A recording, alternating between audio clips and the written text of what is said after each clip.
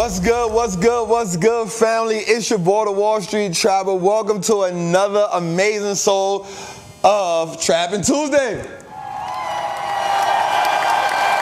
Episode 101, Jose. That means it is the start of a new day, right? And what I get from that is most times we reach a certain level and it's hard for us to start over because we understand what it took for us to get there, right? So, but after every zero, you got to start over again. So when you become a senior, most people love the seniority, but they hate to go back to being a freshman.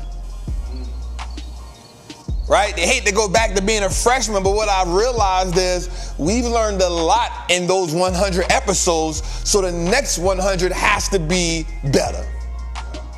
It is imperative that the next 100 be better, so we got to put new KPIs in place. Key performance indicators, not for just myself, but for the show, the analytics, the people working, the positions. Everything has to increase because if the next 100 look like the old 100, we didn't serve our people at the highest level. But let's take that now to a personal perspective. We have now entered the second half of the year. Whatever you've done for the first half of the year, be it things that have served you at the highest level, be it low frequency activities, let's take accountability for everything that we've done. Let's put it on the board, because if you can't see it, you can't measure it. If you can't measure it, you don't know what you got to change. And so now let's say from July, August, September, October, November, and December, let's release the old version of you. Okay? Let's take the second half of this year and say, this first week of July, let me take inventory. Like, let me take inventory on my money. Let me take inventory on my people that I hang with, that I associate with, right? Let me take inventory on my investing accounts. Let me take inventory on the women I talk to. Let me take inventory on the men I talk to. Let me take inventory on the activity that I'm involved in. Let me take inventory so I can see what adjustments I got to make on the second half so that I can be better. Let's release the old version of you. A lot of times when we think about releasing the old version, we think about, I got to let go of who I was 5 years ago. No. Let go of who you were last month. Let go of who you was 2 weeks. Let me tell you something. So, Jose, we doing this 60-day challenge, right? And so my cousin came in town, not George. You all know George lives here. He cut my hair. And we hitting the mountain, right? Because that's my thing. Watch this. The mountain has now become a part of who the new version of me is. I got to do it. I have to do it for at least 4 times a week. I have to go hit that mountain. If I don't hit it, my body feels like, whoa, something ain't right. I ain't in alignment. I'm out of alignment. Watch me here. And no matter, sometimes I can get it in the morning, sometimes I'm gonna get it in the evening, sometimes I'm gonna do it twice. But no matter, I have to get it because it's now become part of my new, watch this word, Jose, regimen. So my cousin town, Jose,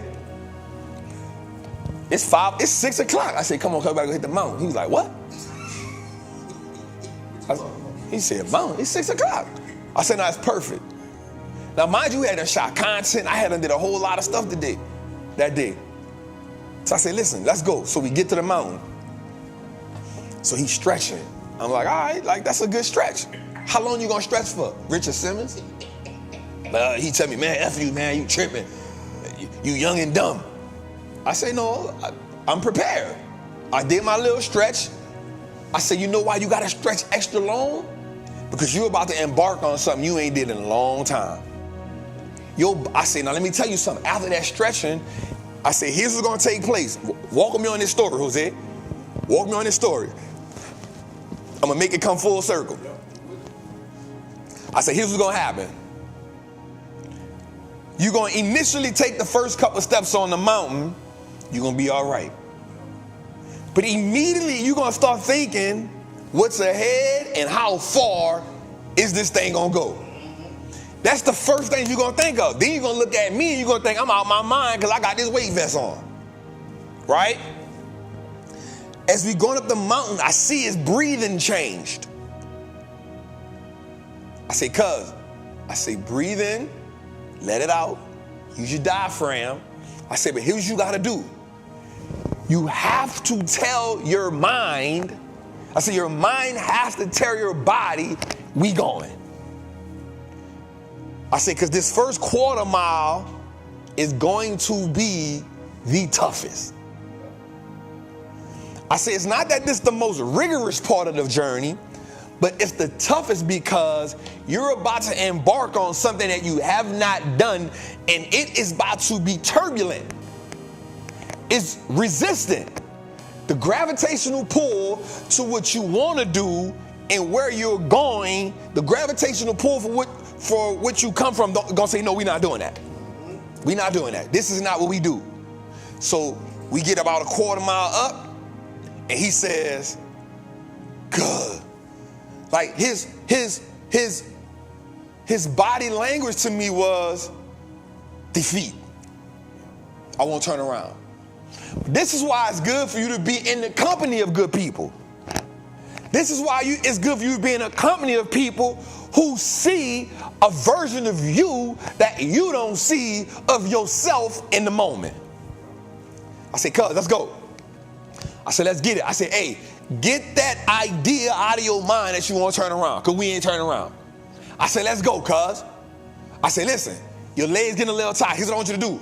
I want you to take big steps forward. I say, take big steps forward and control your breathing, because the way you're breathing is sending a panic message to your brain, and it's telling your brain we tired. And if you tell your brain we tired, your brain gonna fall suit with the body. And now you're gonna be saying, cuz I'm gonna meet you, I'm gonna stay right here. Don't do that. I say, what I want you to do is, I want you to take big steps. I say, the big steps are telling your body, we got this. Control your breathing. I say, we got this, cuz. I'm with you. Every step of the way, I'm with you. He like, huh. The phone ring. I say, don't answer it. I say, don't answer the phone. You need that breath, that energy from going in your pocket, picking up the phone, looking at it. You need all that energy. I say, right now, cuz, you need everything in you to get where we going at. We got halfway through. We got halfway. He followed my instructions. His breathing changed. I say, cuz, don't lean over. I say, I want you straight up. Because you lean over, you telling your body, your mind is saying, I'm tired. You in unfamiliar territory right now. And when you're in unfamiliar territory, it is easy for you to retreat. When you're in unfamiliar territory, it is retreat. But you got to have a no surrender mentality. So we going. I say, keep going, cuz. We got this. We got this. We got this. Now, I could easily leave him, but no, together, I'm going to help you unlock something. I'm going to help you realize I need to be doing this. I'm going to unlock something in you. Bro, we get 3/4 up. He said, I got it, cuz. He got the little, I knew he had it because he started ribbing me. I said, yep, you got it. He in. I said, let's go. So we speed the walk up. We get to the top. I said, cuz, take your picture. Because I know you want to take the picture. I said, but we got another half a mile to go. Because now I'm about to do this. I say, now the reason why I'm going to let you get the picture right here, because I want you to, watch this. I want you to take in how far you've came. One of the things we don't do on a journey is appreciate how far we've came. We don't appreciate it. We don't be appreciating how far we've come on a journey. I say, cuz, before we even go to the next half a mile, I need you to appreciate how far you've come. I say, look over here and look down. We started on the ground. You're seeing, you up. He looked, he said, damn, cuz, this is good. I say, let's go. I say, now listen, this part here is all willpower.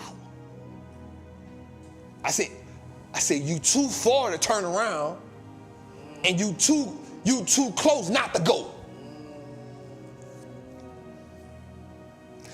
You too far. You're too far to turn around. And you're too close not to go. And he sat on it. And he looked. I said, yeah, that's where we going. I said, that's where we going. So we here, look. I said, let's go, cuz.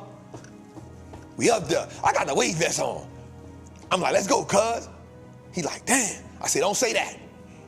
I said, everything you say at this point is going to either work for you or against you. Yeah. See, this is what we don't realize. In the midst of the battle, when the battle is the most intense, okay, let's put the mountain on the side for a second. We're talking real life when things are really collapsing on you, but you know you so close and you've come so far. The thing that you tell yourself, okay, let me go. The person that you let entertain you with the bad text or the bad conversation, the person you let distract you, the person you say, spend that money when you know you're trying to buy the house, spend that money when you know you're trying to invest. Let's go to this concert. Let's buy that bag. You come too far to turn around and you are too close not to go. You got to release the old version of you. Because the old version of you will indulge. The old version of you will indulge.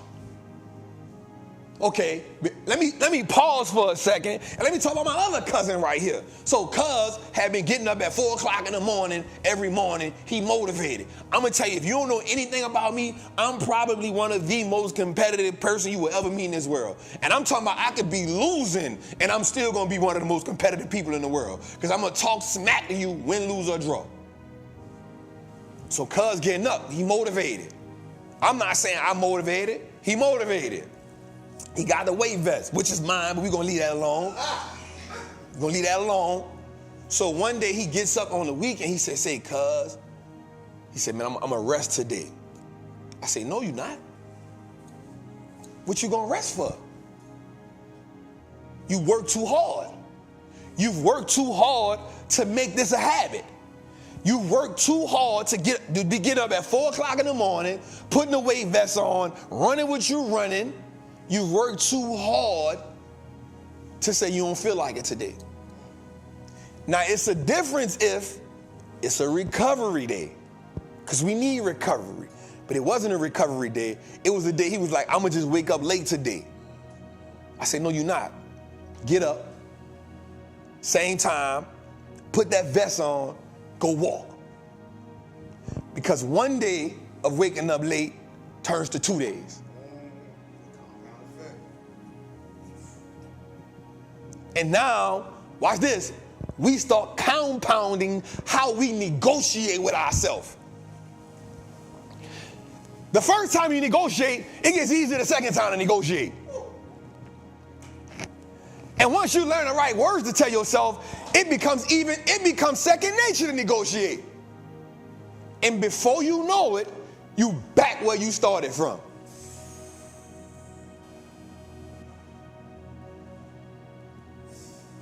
You done evaporated you've now deteriorated all the hard work you put in. Now let's get back to my other cousin. So cuz gets to the top of the mountain, he sweated out. But here's what I learned. Watch this. When he saw himself getting tired, I watched him change his breathing. I watched him put his hand on his hip and start taking the big steps. What happened was, he downloaded the information that we used in the beginning of the mountain, so he was already equipped. He didn't even realize that I was preparing him for the top. That's why I said, cuz it ain't that the rest of the mountain gonna get easier, but the first quarter mile is the hardest. This is why I gotta equip you with the tools, because when it get really to the top, when it's really the hardest, when you're the most tired, when your legs and your ankles and your thighs and your glutes and your back and your arms and your stomach and your lungs and your nose and your eye, when everything burning, you can say, I'm already equipped on what it's gonna take me to go the next half a mile. So I saw him put his hand on his hip. I saw him taking the steps. I saw him controlling his breathing. I saw it. I said, we got it, cuz. That's what I like, cuz. I see you, cuz. And I did this intentionally. I got behind him. I said, don't let me beat you up there. I got a weight vest on. And I was waiting for him to make an excuse and say, man, you been doing this. I was waiting for him to say that, but he didn't. He got to the top and he sat down. He said, cuz, man, I feel good. That is the feeling of accomplishment. That is the feeling of accomplishment. When you get around a group of people who inspire you to see the version of you that you didn't see of yourself. Or, watch this, Jose, to breathe life into the version of you who you forgot you were. Because when we got to the top, I say, cuz, when I first come home from jail, you was running 3Ks and 5Ks, dog. You gotta be around people who breathe life into the version of you who you forgot you were.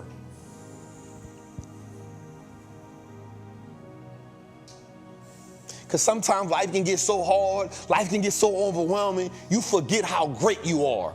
You forget how far you've come. You keep forgetting how you accomplished so many things. You keep forgetting how when everything was stacked up against you, when they fired you from the job, when the dude left you, when your mama left you, when your husband left you, when somebody let you down, when you break up with your girlfriend. You keep forgetting that some kind of way you navigated through all that and still succeeded. But at some way in life, it done got overwhelmed and you forgot that you had that up inside you. And today I want you to get rid of the old version of yourself. And I want you to walk into this 2024 second half version of you. Because this version of you is going to be so amazing. It's going to be so phenomenal.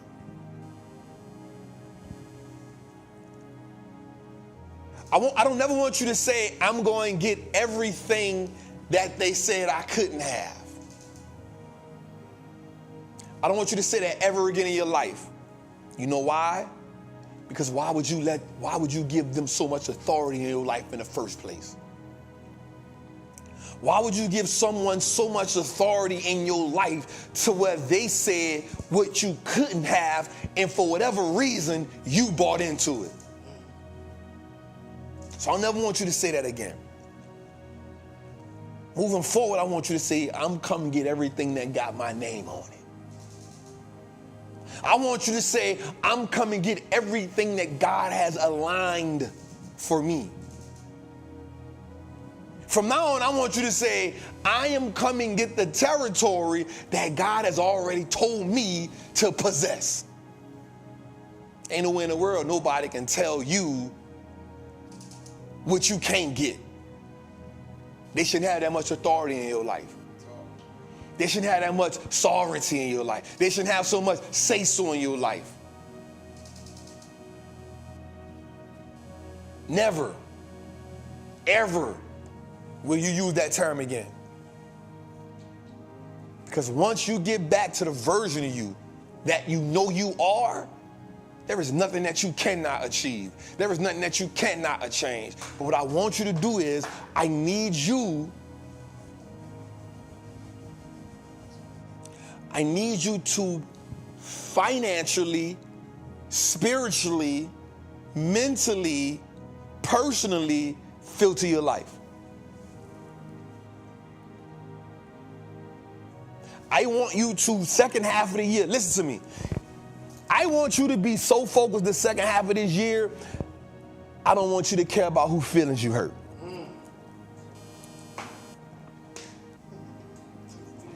For the second half of the year, listen to me. I want you to be so locked in, I don't want you to worry about whoever feelings you hurt, that's not your problem. Whoever feels some kind of way, it's not your problem.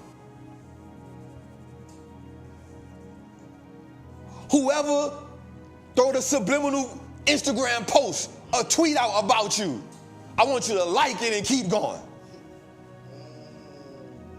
I don't want you to address it. I don't want you to say nothing about it. I want you to keep going. Because just like cuz, if you pull the phone up and you answer it and you talk, that's energy wasted.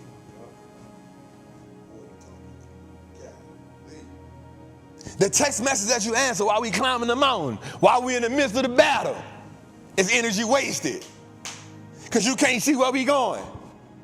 You can't focus. See, the thing about going on a path that you're chosen to go on, you have to intentionally pay attention so you can prepare for what's coming next. The minute you got your eyes on the road or off the road, you are now putting yourself at a handicap. I want you to be unapologetic. I don't want you to carry the residue no longer. No longer will we carry the residue of the people who hurt us, or the people who betrayed us, or the people who didn't believe in us. No longer will we carry that residue around with us to go get success or to go get the land. You know why? Because if we carry that residue with us, we're doing it for all the wrong reasons. We're doing it for all the wrong reasons. Episode 101, man, this is a new beginning. We're going to release the old version of us, y'all. We're going to release that version of us. That version of us that wanted our lick back. That version of us that wanted vengeance. That version of us that wanted revenge. No. We too grown for that. We too grown for that. We got too, like, God has put so much emphasis on the territory that He gonna give us. You are so much more than revenge. You are so much more than getting my lick back. You are so much more trying to prove to someone what you can or cannot do. I just want you to get to the old version of you, I want you to get to that version of you, the authentic version of you, so you can walk in your greatness. And the version of you that you've adapted, that's the version of you gotta let go.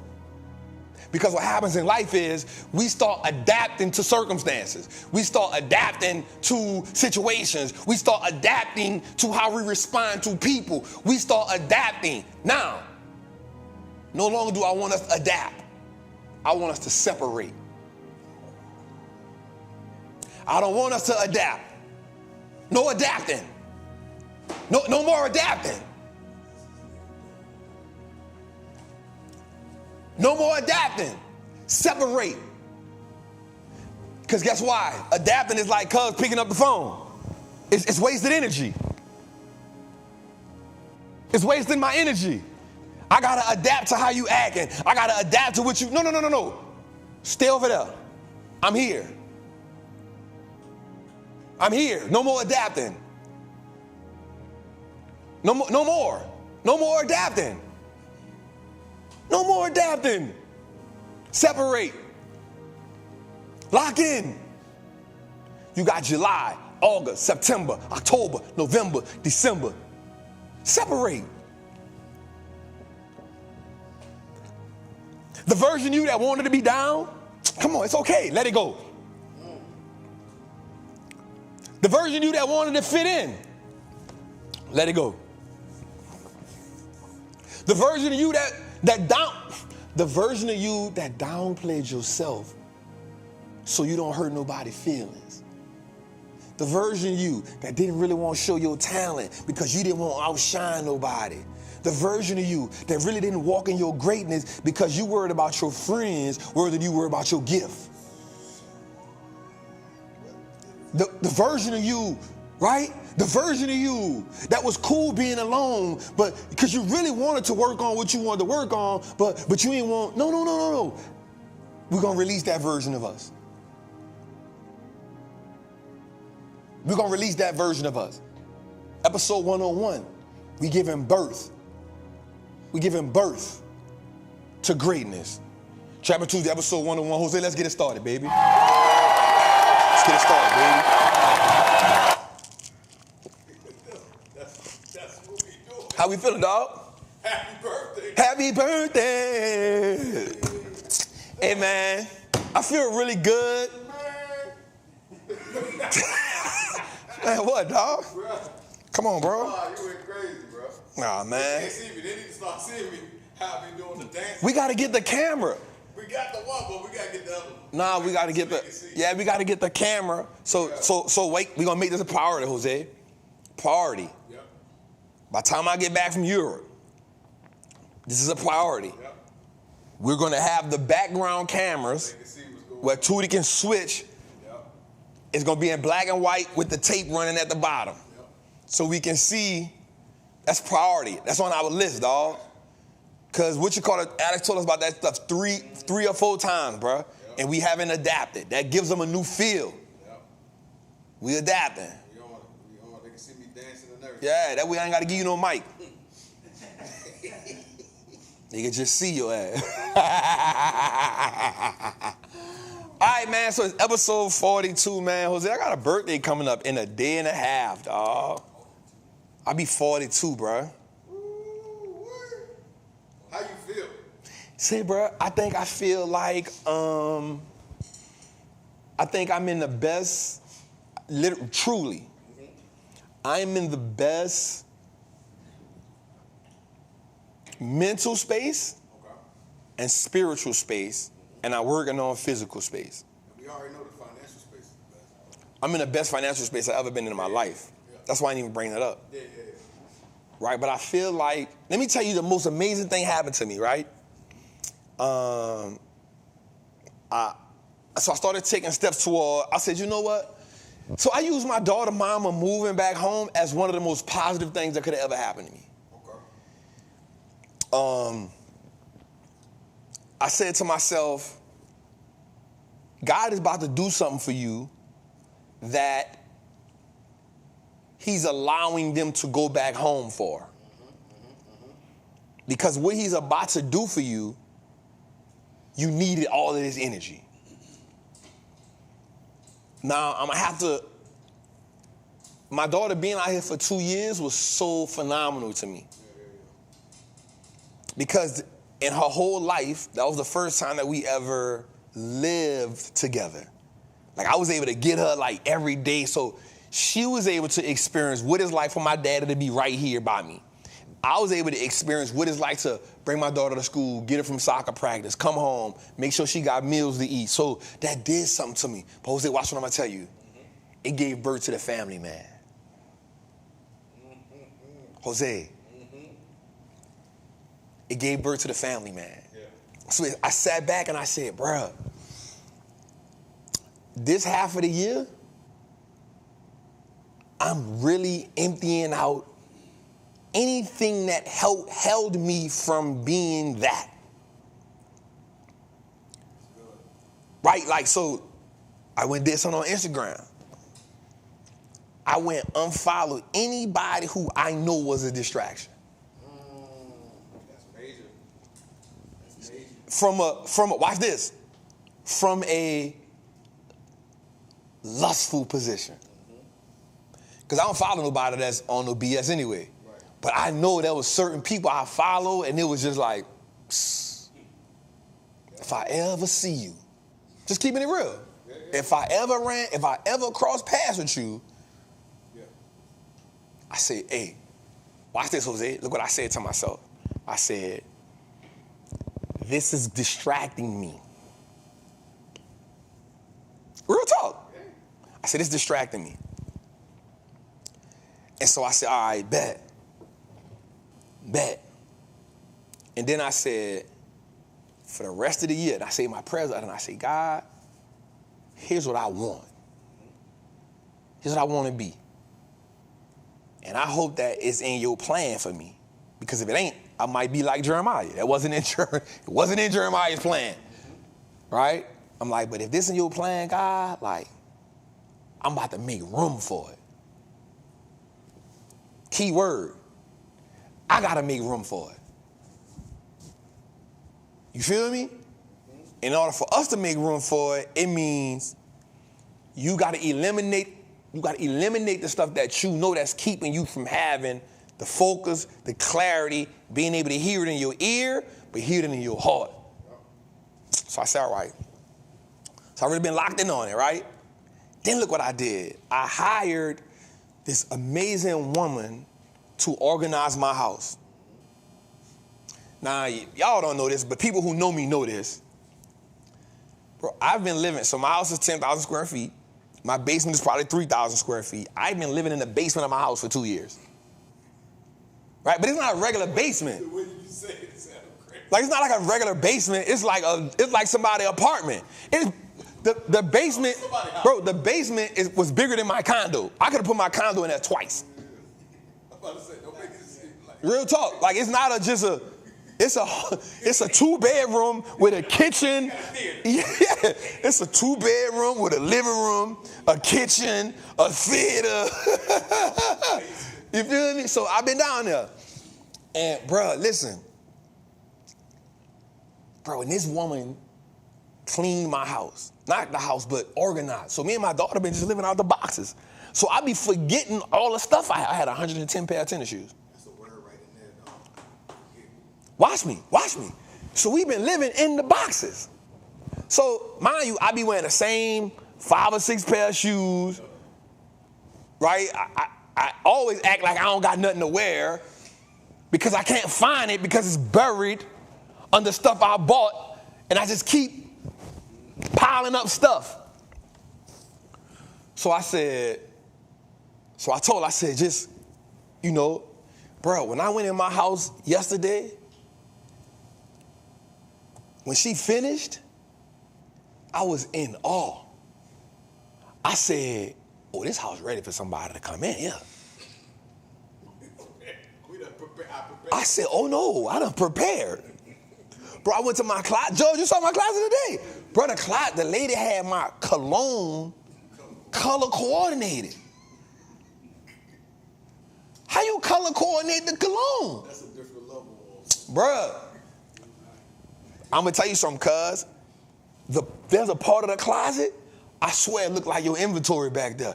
It just say Wallstreet looks like us now, folded neat. I counted the tennis shoes. I said, I got 110 pair of tennis. Damn. Bro, she took one closet, she took a room and put all the jackets over there. Bro, I was like, damn. I said, bro, this look good. I went to my daughter's room. I was like, damn. I just made room. They said you can have company now. Nope. I can't have company. I ain't ready. But when I finish this remodel, we gonna have company. Yes, sir. But listen, Jose, I'm saying to myself at the moment, though, I'm like, damn, let me do the things that I've really been putting off. Like getting my house in order. Let me stop, watch this. Let me stop operating in a way that's not conducive for what I really want. Many of us are in that space. You feel me? Like, let me stop operating in a way that's not directly in alignment for what I want. Okay? Let me ask a question, Jose.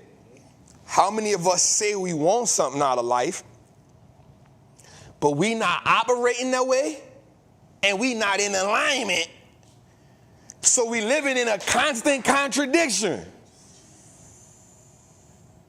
That's going to be a title. We living in a constant contradiction of what we say we want compared to how we living. I'm not even talking about the house no more. I use the house so you can paint the picture on what I needed to get us to go. right? Like we living in a constant contradiction for what we say we want. Not just in action, but in thought process, in word usage, in mindset, and then in action. Because if we being realistic, Jose, the action is the last phase of the puzzle. Think it, speak it, feel it, then you make a behavior, an action.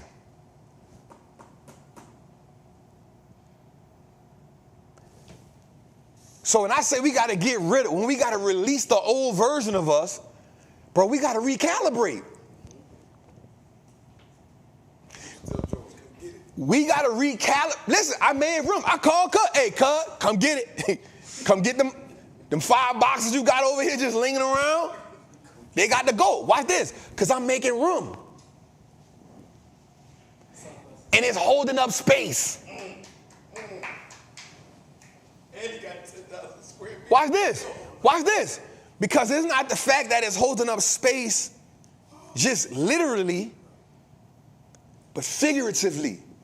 It's in the way. Figuratively, it's in the way. Okay, let me ask y'all, bro, we're going to get to the show. I just want to ask you a question. Figuratively, what do you have to move because it's in the way?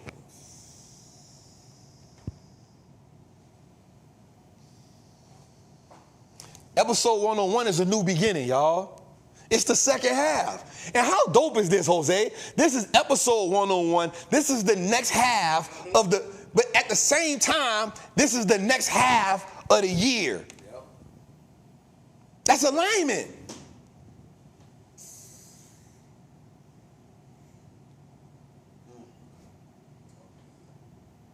No, I wasn't a hoard. I just had stuff that I needed. Watch this. Watch this, Jose. You can't make progress. Ooh. We cannot make progress if we are disorganized. Because all you really gonna be doing is you got me going in circles. Oh, round and round I go. Come on, man. Huh?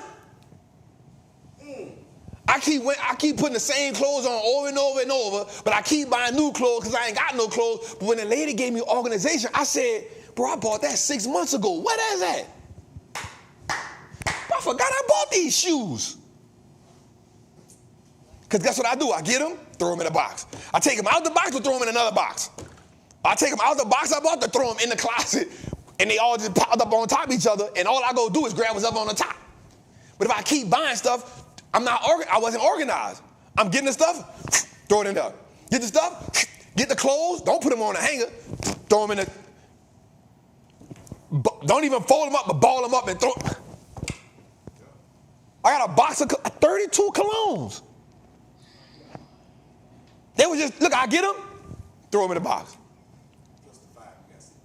Plus they got 4 of them around here somewhere just.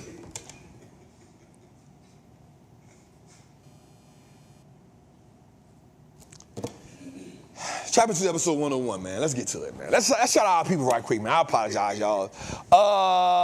Let's shout out our people, Jose. Larry McCullers was good, family. Dancing Diamonds was good, family.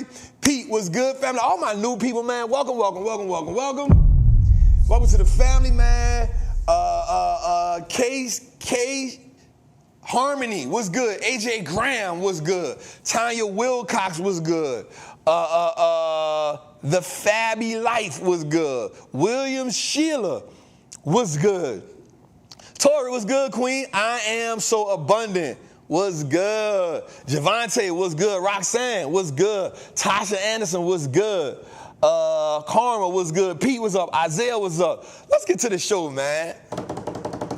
How we feeling, Jose? Man, it's must be 42 track.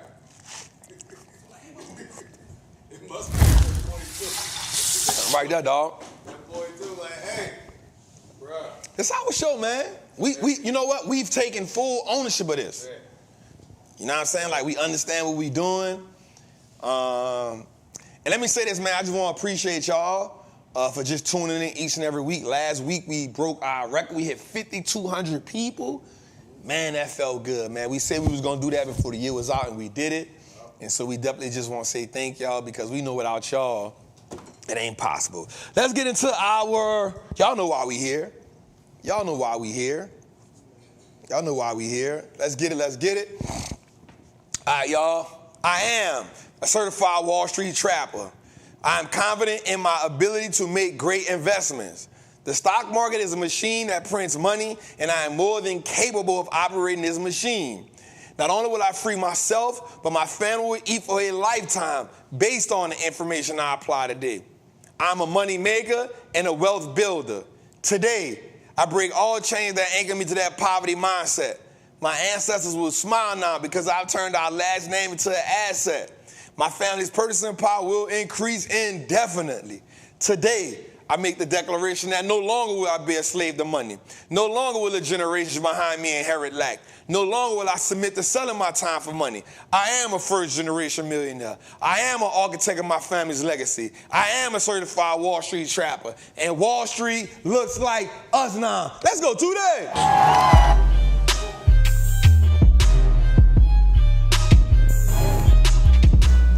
I like that, B-boy.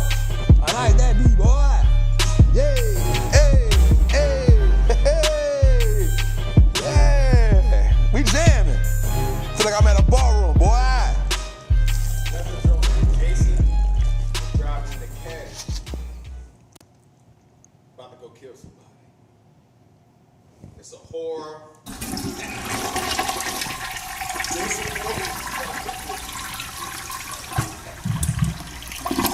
And this is why you will never get a mic, dog.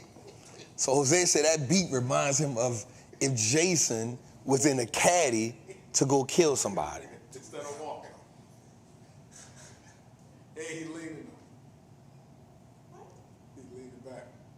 Diamond in the back, sunroof. Don't make it worse. Don't make it worse. My dog Tootie is about to drop an album on July the 4th. Yep. We gotta support that. Yep. We gotta support that. We gotta support that, man. Y'all know Tootie, y'all know. You know what I'm saying? He dropping an album on the 4th of July. That's my birthday, dog. What the hell? Wait a minute, dog. What kind of games you playing? It was playing that way. My dog dropping an album on the 4th, man. We gotta love that. Let's support Tootie. You know what I'm saying? He put a lot of hard work. He probably made that shit while he was on the clock, too. How the hell I pay you to make an album? That's some bullshit if I ever seen it in my life, boy. Damn, boy. Niggas, boy. Damn. But let's support that. Let's definitely support that, too. There, you got a link for it, dog? It's already pinned, isn't it? Hold up. How you pinning shit without even asking me to pin the shit? I just pinned it real quick. Support. Birthday joint? Man, support Tootie, man. Y'all, let's support Tootie. You know, his own. You know, we definitely love that. We support our own over here. You know what I'm saying? See somebody say that, man, tell Jose to chill, bro. Y'all don't understand what I go through with this dude, bro. I tell y'all, it's not that. All right. Tootie, let's get into it, man. Word on the street. We done talked to the people for an hour. I know they want to get into the show. Some people who new here, welcome to the trap, man. We love y'all. We appreciate y'all. We always got room at the table for everybody that's old, who been in the game. What's down, family? Yeah. All right, as y'all know, we got the birthday sale going for sure. You get the options masterclass and you get the trapper method. Oh, man, happy early birthday, man. Jerry Scott. Salute, family. I didn't curse. Did I curse? No. I ain't curse. No, I ain't curse. All right, so, man, look at my team, man. My team's so cold-blooded. Check them out. Biggest birthday sale advantage. Take advantage of it now. The exacting formula has generated over $4 million year to date with option trading, 100%. My personal 15-step formula on how to build long-term securing wealth. That is a fact. The Trappin method will definitely give you frameworks on how to break down. I'm telling you, that Trappin method is, I think the Trappin method is probably, I think the Trappin method I'm not reluctant to say it, but I definitely think that's it, man. So that's it. Tap in, get it. You know, the Trappin method. Good feedback for people on the birthday sale, Trey. Uh-huh. Been good feedback for people in the birthday sale. Yeah. Talking about, yo, the way you broke it down and everything like that. Now, because we took our time, like, here's what I was telling somebody this, Jose. I said the difference with, I don't know if I was talking to B. I was talking to somebody and I said, the reason why my options course is different is because I didn't follow traditional rules. Right. So no one taught me about options. I had to learn it the hard way. And so therefore I had to create my own rules. I had to create my own formula. I had to create, because what had already been out wasn't working for me. And it's not saying, and here's what people don't know. It's not saying that something doesn't work, but it just may not work for you. Right? So the traditional way that people taught options, and it just wasn't for me. And I knew I didn't want to sit in front of a screen all day. So I developed something that is mine. And it's how we play the game. So, and I always ask people one question. Do you want to be a successful trader? Do you want to be a successful day trader? Or do you want to learn how to just print money in the market? Because if you want to be a successful day trader, I can't teach you that. If you want to just learn how to print some money in the market and break all the rules, shit, I'm the one to teach it to you, yeah? All I do is break the rules. Anyway, let's go a little further, Tootie. Let's get into it. Let's talk about some stocks, man. Let's talk about some stocks, man. We got to talk to the people about stocks. All right, so all three indexes was up today, right? But I want to get into something to do on why they went up. But I guess we'll get to it. Dow Jones was up, NASDAQ was up, S&P was up, good. Now, I put something in the Patreon the other day. I said that we've learned just from discovery, from research, because one of the things that I'm able to make moves with is because, Jose, I do data research, right? All my research comes from data. And so some of the data we found out was that the first 2 weeks in July have been known as the strongest 2 weeks of the year in the market. The first 2 weeks of July have been known as the strongest 2 weeks of the year. And just if we look at it, July the 1st and July the 2nd have actually been pretty good days. NVIDIA hasn't ran with the market, but the market has, and I'm gonna just be real, isn't it just a better market when Tesla is doing good, bruh? It's just a better market when Tesla and Apple is performing, bruh. Right? It's just a better, oh Lord, it's just a better market when Tesla and Apple is doing good. We're gonna, Sean said, let the church say amen, amen. Right? It's just a better market. I'm not gonna lie. Like, I love the market when Tesla is doing good. I don't know why. Like, I be mad when Tesla not doing good. And it's not because I own it. It's just because I've watched the story for about 7 years now. And it's just a better market when Tesla and Apple is performing. It's just that's that shit. You know what I'm saying? So definitely NVIDIA has been the laggard for this part of the, ever since the split. And I had this idea, man, and I'm gonna say it now. When companies like NVIDIA and AVGO, when they do those big splits like that, I never like it. So when you do 10-to-1 and 50-to-1, and I don't like them splits that big. And here's why. Because now, even though it may be affordable, but they don't move the same. And the reason they don't move the same is because now the stock has now split into millions of news pieces. You feel me? So now, when we used to be getting $30, $40 swings in a day, you struggling to get $5 and $3 and you know what I'm saying? Because you had so much packed in it. It ran. You know what I'm saying? But when you split it now, when you do a 10-to-1 stock split, you've added 9 new shares per one. You know what I'm saying? I'll be like, bruh, let that joint. Like, I don't mind if you do like a 3-for-1, 4-for-1. When you start doing 50-to-1, and you start doing, huh? That's crazy. Yeah, when you start doing 50-to-1 and 10-to-1 and 12-to-1, it just throws the momentum of the stock off.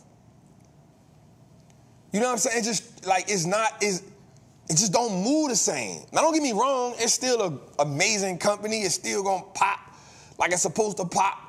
But I don't think you're gonna get the $23, $50 movements. Remember at one point in the video we had an $83 day. It moved $83 in one day, and in like a 5-day time span, it moved $140. It's gonna be hard. It's gonna be. You feel me? So it gotta. Now it's gonna take time for it to. And I just don't. Do you think that'll affect how much you make on your options right now? No, because you're still gonna make money, but they just don't move the same. You know what I'm saying? Like when you like I said, if you do like a 3-for-1, 4-for-1, it's not as when you start doing 10-to-1s, 12-to-1s, 50-to-1s. Yeah, the stock becomes cheaper, but now it don't move the same way that it did before.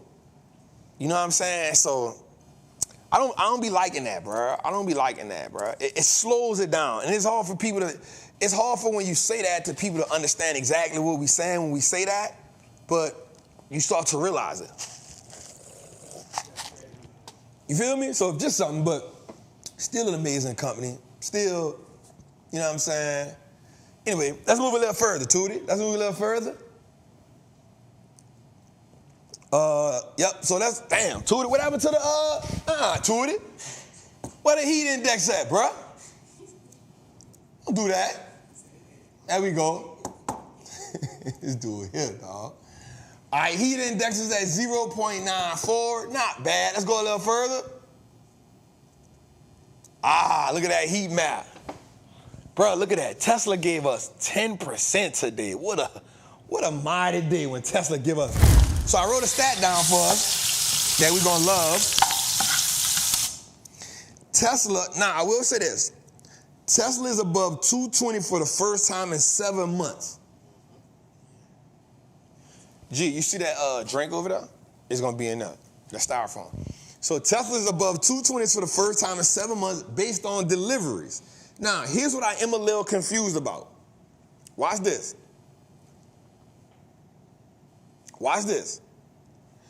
Here's what I'm a bit confused about. I'm a bit confused because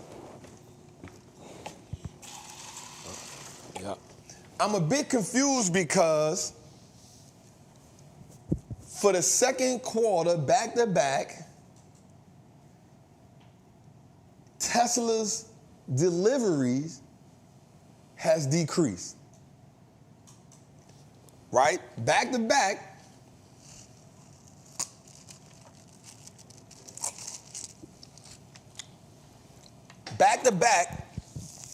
delivery numbers has decreased. Now, here's the thing about that. Not only have they decreased, they have to beat their mark of 2023 of 1.8 deliveries, 1.8 million deliveries this year. China makes up 46% of the Tesla model, right? Write this down. China makes up 46% of purchases for Tesla, but yet they've lost about 8% of market share in China. So, between now and the end of the year, we need Tesla to sell 1 million cars. That's to break even. They need to sell 1.1 million to beat the 1. So they got to sell 1.9 million.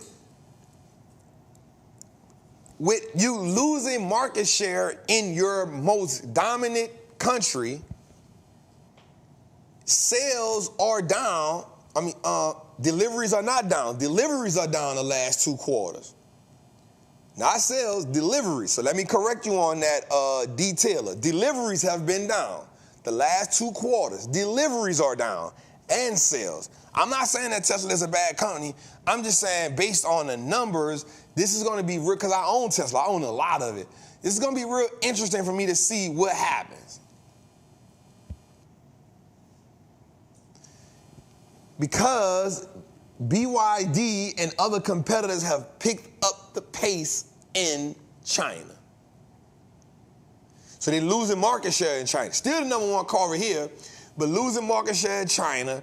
And now you have to do 1.1 million deliveries in the next 6 months. That's a lot. But if anybody can do it, I think he can. I don't know how, but I think he can. So I definitely wanted to say that for a second. Let's go a little further. We gained a little ground today. We went from 39 to 50. Right? So we at neutral. Tootie, go to the next slide where it says Jerome Powell. I won't get into that. Jerome Powell says he's confident. Are you? Jerome Powell says that the Fed has made quite a bit of progress on inflation, but needs more confidence before cutting. So I wrote this down in my phone. Right? I wrote this down on my phone because I want to make sure I like to make sure we strapped with information. So here's some things I wrote down. All right. Jerome said that I write stuff down in my phone while I'm listening to the meeting, and I never get to write it down here all the time. So he says, the trend of disinflation appears to be resuming. So if you don't know what disinflation is, disinflation is the slowing of the pace of price inflation, meaning prices are coming down little, even if it's 1 cent, prices are coming down. Right? He says he needs to be more confident before reducing rates, which means giving us a rate cut. He says the Fed doesn't see 2% inflation this year or next year. That's big. Here's why that's big. Because if the goal is 2%, so Jason, you talking about me or you talking about Jerome Powell? He said, this nigga like he always lying. He talking about me or Jerome Powell?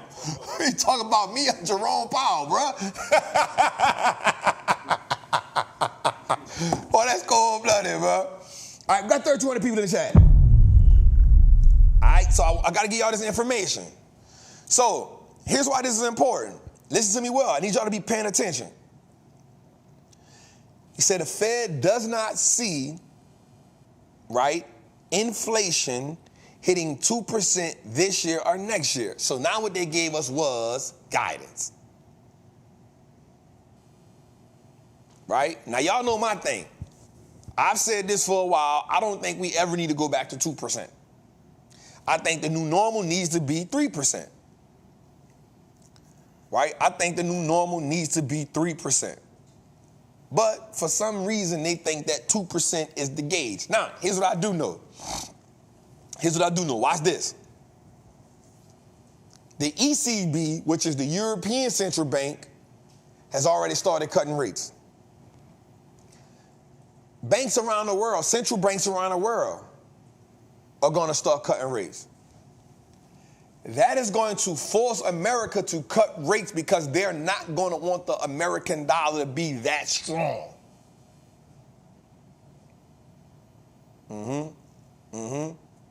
I like the way you look. So what happens is, when the American dollar is that strong compared to other things, you don't want it to be like that because now it costs too much. It's hard to do business with us.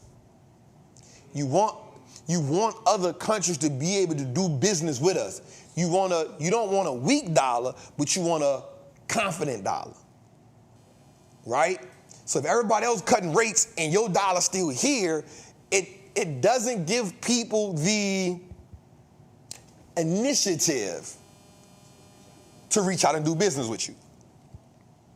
But if you cutting rates and they cutting rates, it makes it easy for people to say, you know what? Let's go. Because if everybody rates like this, then it's like, all right, everybody's stuff high. But if we now breaking our rates down and your rates still through the roof, we don't want to go over there because it's costing us too much to do business in our country. So we can go out the American goods if it's going to cost us this much. Am I making sense here? This is a lesson. Right? This is a lesson. So we need us. America needs us. So there's going to be pressure on the Fed so they had a meeting today. It was Jerome Powell, it was the ECB, and it was like two more people. So remember, every country, the goal is to do business with everybody. Now, China and Russia have put themselves like, you know what?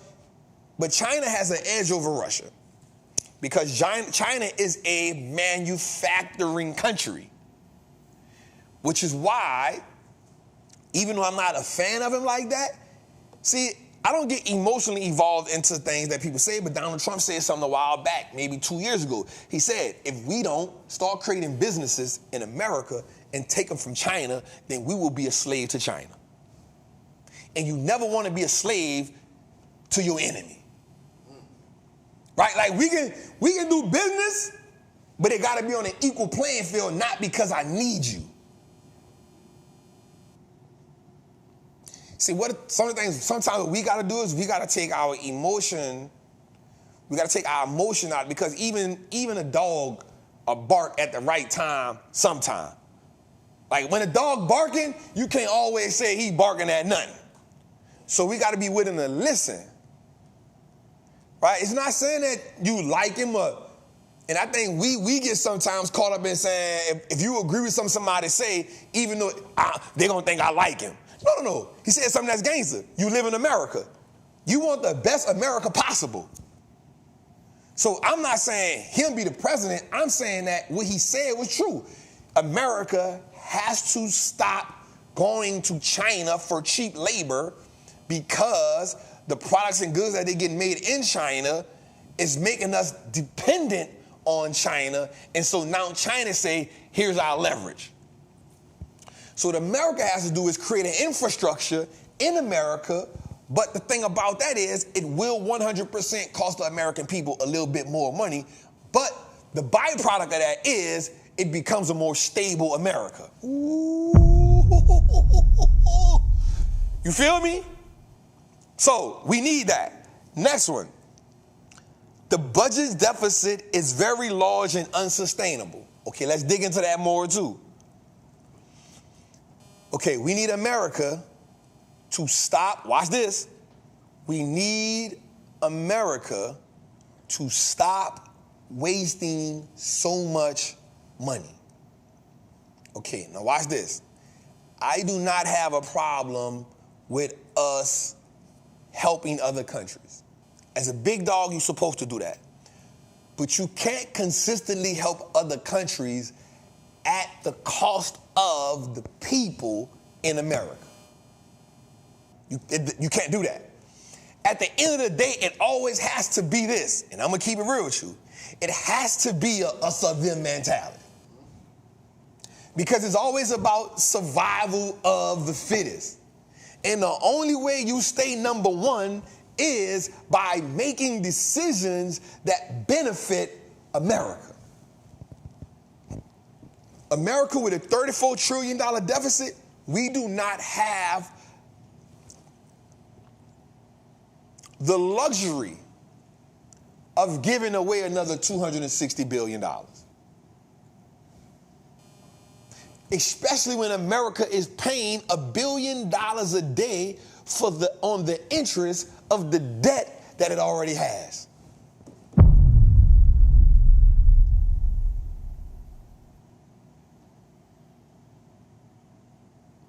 You feel me? Here's what I'm saying.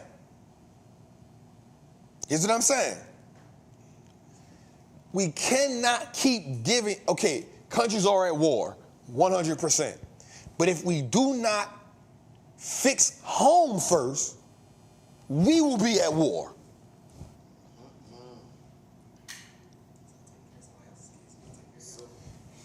Okay, right?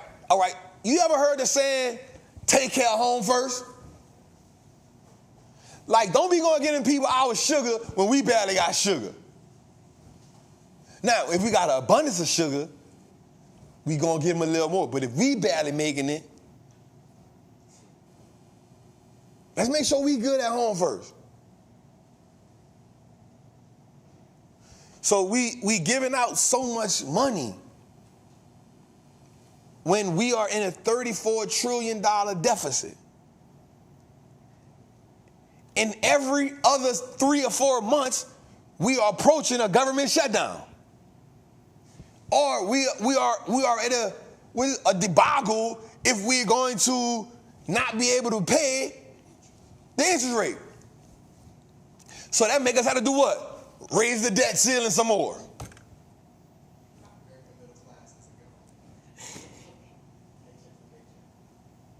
You feel me? Like every other 3 or 4 months we hear, oh, we had a government shutdown again. We about to shut down the government. Why? Well, because we got to increase, we about to increase the debt ceiling, or not, we going to lapse the debt. We got to take care of home first. You feel what I'm saying? All right, so let's go a little further right here. And watch this, 4% unemployment is still very low unemployment rate. Moving too fast creates the risk of inflation returning. The Fed needs more data before cuts can take place. And then I wrote this down after I did that, because I'm the type of person, I'm going to write down stuff after I write down stuff. So that's how I am, y'all. Like I write down. Jose, is this making sense? Yeah, no, it's good. It's good. I just want to make sure I'm talking to us right, because here's the thing what I want us to do. I want us to be prepared. This is a prime example of the government can't save you. I'll set y'all up for that. This is the prime example for the government can't save us. Watch this. In every bad decision that our government makes, let me make sure I say this right, Jose. I'm going to slow it down. Every bad decision that our government makes, you become responsible for it financially. Okay, let me go a little further with that. Every bad financial decision our government makes, the American people bear the burden of it. Okay, let me dig in a little deeper with that. Every time the government feels like they won't give away some more money, your wages decrease and your homes increase. Your food increases.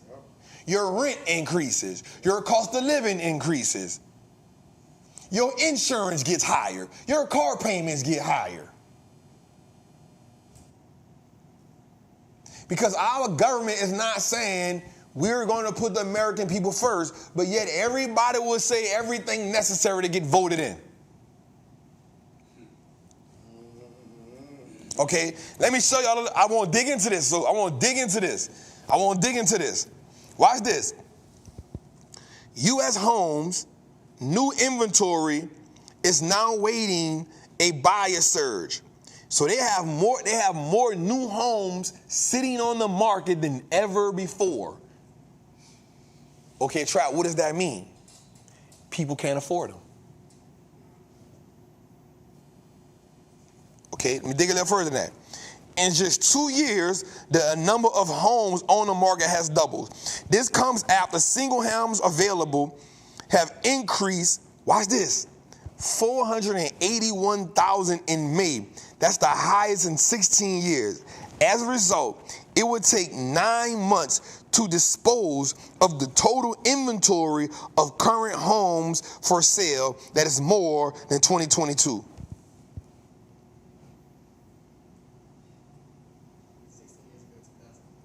Houses on the market for sale. You know why?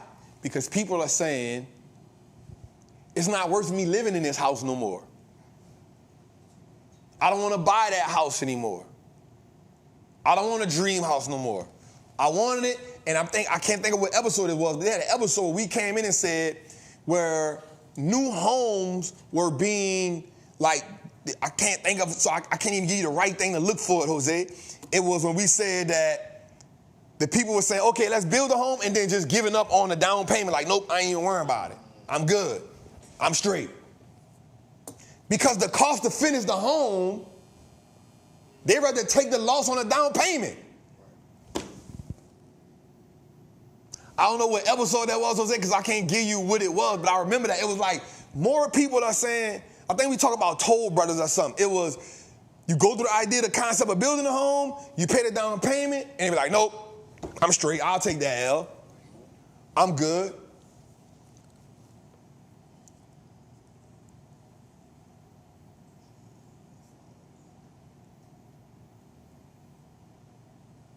Look, somebody said, I went for a new construction villa, and it's the same price as a family. It's more expensive, and we keep saying this. We done showed this stat so many times. It is now more expensive to own a home than to rent. So watch this. The sellers can't even use that as leverage no more. You know, it's to be like, hey, you paying more for rent than you paying to own a home. It's not the case no more. So watch this. I need us moving forward, bro. I need us to be financially aware of what we're doing. Let me go a little further to show y'all something. Listen, I was just writing stuff down. I was like, all right, because you know me, I'm a research person. I like research. So I'm in my notes. Watch this, Jose. Now, Jerome Powell said that things are getting better. Watch this. Wholesale prices of boneless chicken breasts have skyrocketed 67% this year. This is more than 4 times the price of beef and pork, which increased by 15 and 16% this year. In comparison, year to year, bacon prices and future franks have all risen by 7%. Inflation in most food categories remain high, and meat prices are expected to be the most significant in price hikes. You paying more for chicken breast, you paying more for turkey bacon, you paying more for bacon, you paying more for beef, you paying more for all type of meats that you're eating, you're paying more. Where's the price stability? So watch this. That tells us this. This is about to be so good, Jose. Deciding what you're going to eat for dinner now is a life-changing decision. Deciding how far you're going to stretch this food. Now, for some of us, that was always a thing. It's gravy and rice Monday through Wednesday. It's gravy and rice Monday through Thursday. Friday you get something, you better eat that Sunday, get it how you live. Saturday, Sunday, get it how you live. We are cooking corn and rice. Egg and rice, corn and rice, whatever your thing was. Bologna and cheese. That's old school right there. These new children don't know nothing about putting the bologna in a skillet with the butter till it bubble up like a little boop. You feel me? The bologna, boop. You can't give it to eat bologna now, but guess what? Pull a red from around that thing. Pull a red. Pull, I don't know what the red was, but I pulled a red from around it. I don't know what the red was, but I'm pulling it from around it. I'm pulling the red from around it, and I'm putting it in the skillet, and I know it's ready when it turns into a little dome, or it turns upside down. Come on. That's why the $5 bill is. We just talked about it. You feel me? But bruh, now, look at this, bro. Fast food prices have skyrocketed by 30% over 4 years, Jose. What are we talking about? At what point do we realize that this game is a mandatory for us? Today, before we get into it, go now to the one, I got one where I talk about houses and wages. I got my dog all over tonight. I'm in it. I got a slide where boom, right here. Watch this. To buy a home or not to buy a home. This is how bad housing affordability is. Prices in April rose 6% compared to April 2023, according to the S&P Schiller National Home Price Index. House prices are now 47% higher than they were in 2022, with the median sale price for a home now 5 times the median household income. Per the Hall of All Renters Households, more than 22 million. Spent more than 30% of their income on housing this year, which includes costs burden. Bro, 30%?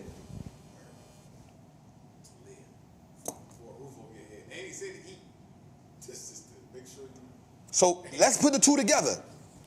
So combined with the fact that food has gone up, housing is up,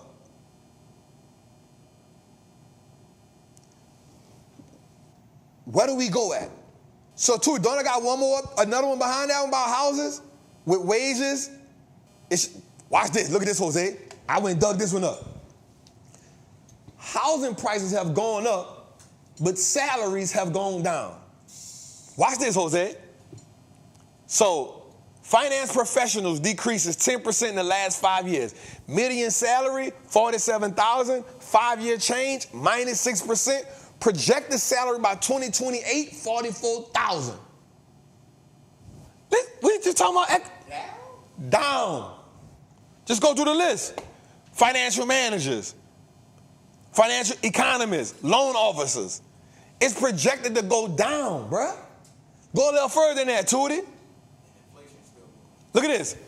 Salaries down, cost of living up. Are you okay? Salaries have dropped 8.2%, while household prices have surged 56% over 5 years per MoneyWise. That's an article. That's the people that talk about money.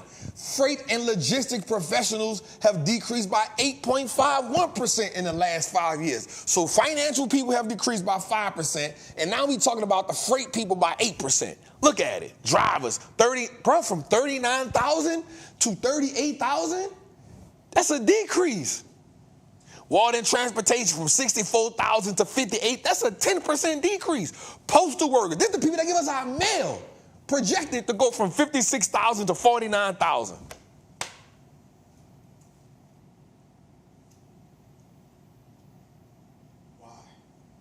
Why, you ask? Because who do you think will take some of those jobs? It's called artificial intelligence. So here's what happens. When artificial intelligence comes into place, I don't got to pay you as much no more. I told y'all this a long time ago. I told you, I can now negotiate you with your salary. So AI has affected all that. Everything. Ain't even directly associated with. Yes, it is, because guess why? Tesla got automatic trucks now. Guess what? China got cars. They got Uber. In San Francisco right now, they got Ubers that drive with nobody in them. I saw the dude mapping out last week. Amazon replaced 10,000 warehouse workers with robots. Bro, I went to the gas station yesterday. They had one person in there. They had 3 things. I say, whoa. Bro, the gas station ain't even a safe job no more. Because that's what's going to happen now. You're going to go there, and it's going to say, pump, whatever. They're going to ask you to pump. They're going to ask you what you want, and they're going to ask you how much. That's coming. That's coming. They're going to ask you what pump is going to trigger, what grade is going to trigger, how much. All you going to do is go to the pump. Because watch this, they already do it outside. If they already do it outside, it ain't nothing to do it inside and make it, what you want, gas and a Snicker bar? They just going to combine the two. You want the Snicker, the water, the chips, and the gas? Bet. Let's go a little further, Tootie, on this one. I think I got one more. Salaries are coming down. Are you coming up? Engineering. You know, people love to say I'm an engineer. Guess what? They getting affected too. Nuclear engineers going from 125,000 to 114,000 by 2028, bro. Architectural engineers from 130,000 to, this just because this is what's happening. Are you okay? I'm asking. I'm asking you, are you okay?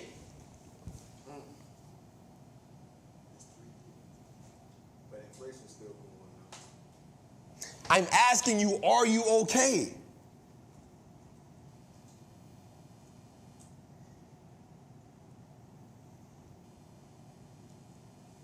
I'm asking you, are you okay? Because there will become a time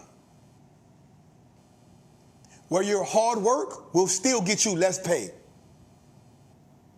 There will come a time where your degree won't mean as much. Now, for the new generation, it's going to mean a lot. You know why? Because they're going to grow up and AI is going to be to them the way cell phones and the way, was to us. So they're going to grow up understanding how to do AI. But if you're in your 30s and your 40s, you're in your late 20s right now,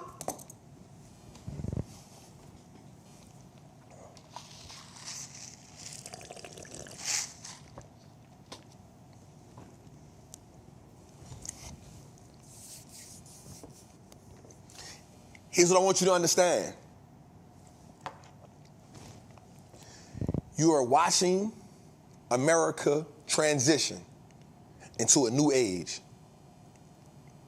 You are watching America position the next generation of multimillionaires and billionaires. You're watching it. And the bad part is, you're watching it.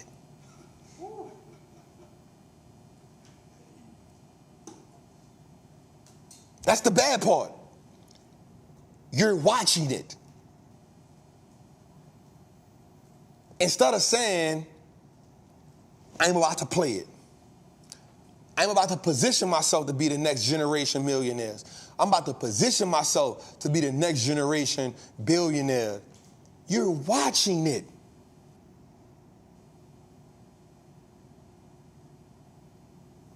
And whoever does not adapt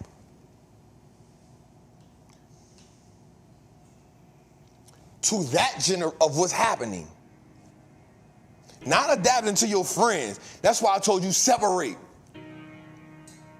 I told you separate because the people that you cool with, they okay. They don't see the world changing. They cool with being entertained. They cool with laughing. They cool with binge watching. They cool with all the stuff. I'm not getting into the music. They cool with letting life pass them by. But if you don't transition, I promise you, you will be homeless. You will be complaining about what the government is not doing. You will be complaining about what the school system is not doing. You will keep complaining about racism. You will keep complaining about all the things when the one thing you had control of, you refused to take control of it. You wanted to answer the phone while you was going up the mountain.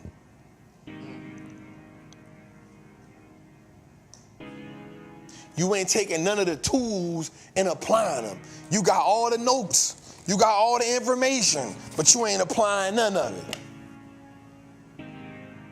Fear always interrupts legacy. You got to be okay with failing at it.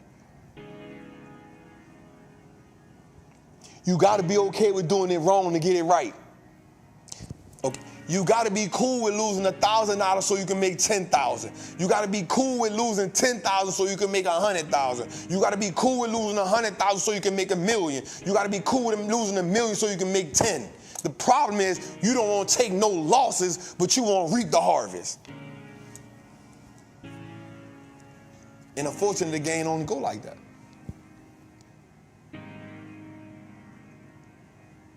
The game don't go like that.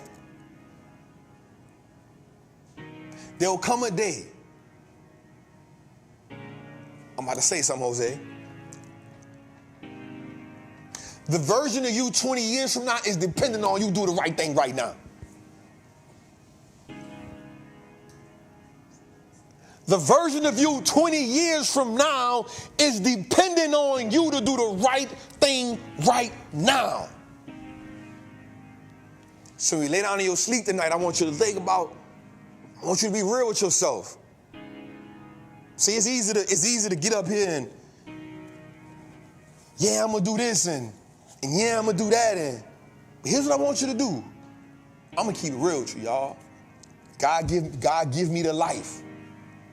That's the thing I can't, if God blesses me with the life of another 25, 30 years, that version of me is an old, healthy old man, in shape, healthy, with a whole bunch of money. I done took care of my family, and we on Trappin' Tuesdays, episode 1000 and something.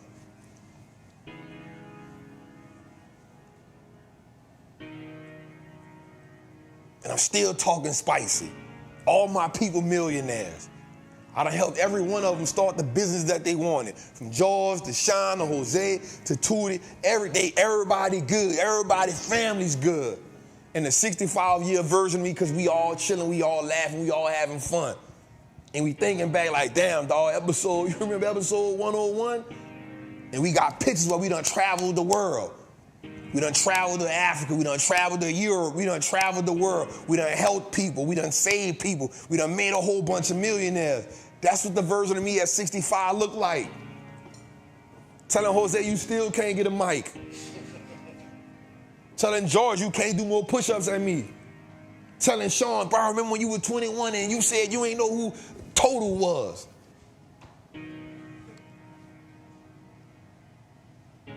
The 65-year-old version of me worth maybe 150 million at minimal. We got movies. We got freedom centers in about 10 to 15 different cities. We helping dudes come home from prison. Dudes and women come home from prison because we got our own re-entry program where we teach them about stocks, real estate, trading, investing. That's what the 65-year-old version of me look like.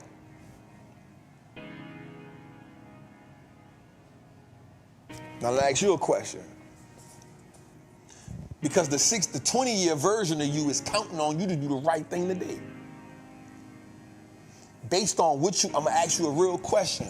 See, the only way we can really get to the bottom of something is we got to be real with each other. We got to talk to each other like on a real level. That's why I don't care what nothing else be going on. I like to talk to my people. Y'all my people.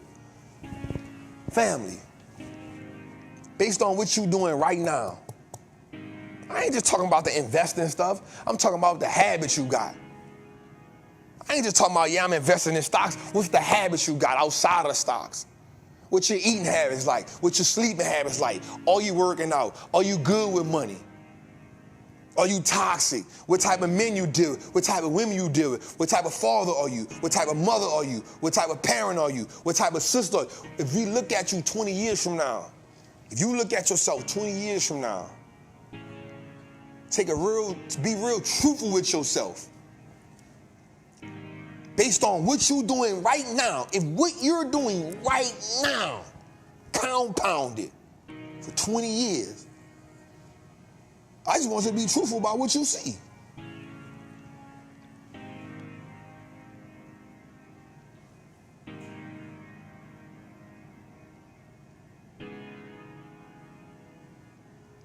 If you compounded what you're doing right now, essentially like who you are right now in 20 years, you are that times 100. Man, what you see?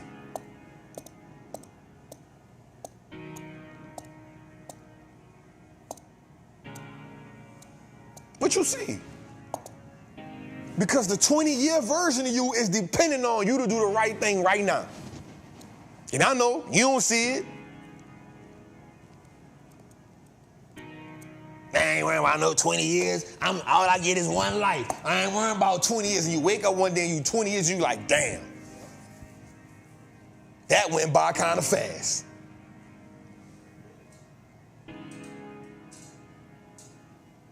And you wake up one day and you like, damn, I'm 20 years ago. I saw something today on Instagram, Jose. I don't know how I wound up going on this page, and it was on my Explore page. It was a dude from Detroit, and he interviews like crackheads and drug addicts. I don't know how I got on this page. I don't know how this page randomly pops up. And because I saw him, he's showing the people shooting the drugs. He's showing the lady shooting dope in her thigh. And he's showing the lady smoking crack. I'm like, bro, this is on Instagram? Blew my mind. But it went up to this one dude and he was talking, and you could tell the dude is just strung out bad. And the lady in the comment caught my attention. She said, it's sad that this was my prime date 20 years ago. I say, ooh.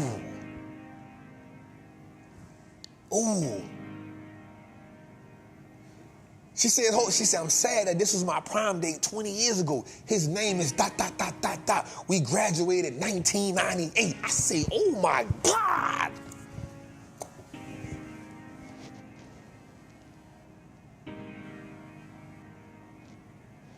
Bruh, when I saw, that was today. Imagine that, you doing good for yourself, and you look at the person you went to prime with, and they out there bad. You just like, damn. So watch this, Jose. You're always one step away from changing your life one way or the other. And the problem is, you don't know which step it is. So be an elite decision maker like E.T. told me. You don't always know what step it is, because here's what we do know about taking steps. Every step leads to another step. And sometimes you don't know you made the worst step of your life till you dead ass in the middle of it.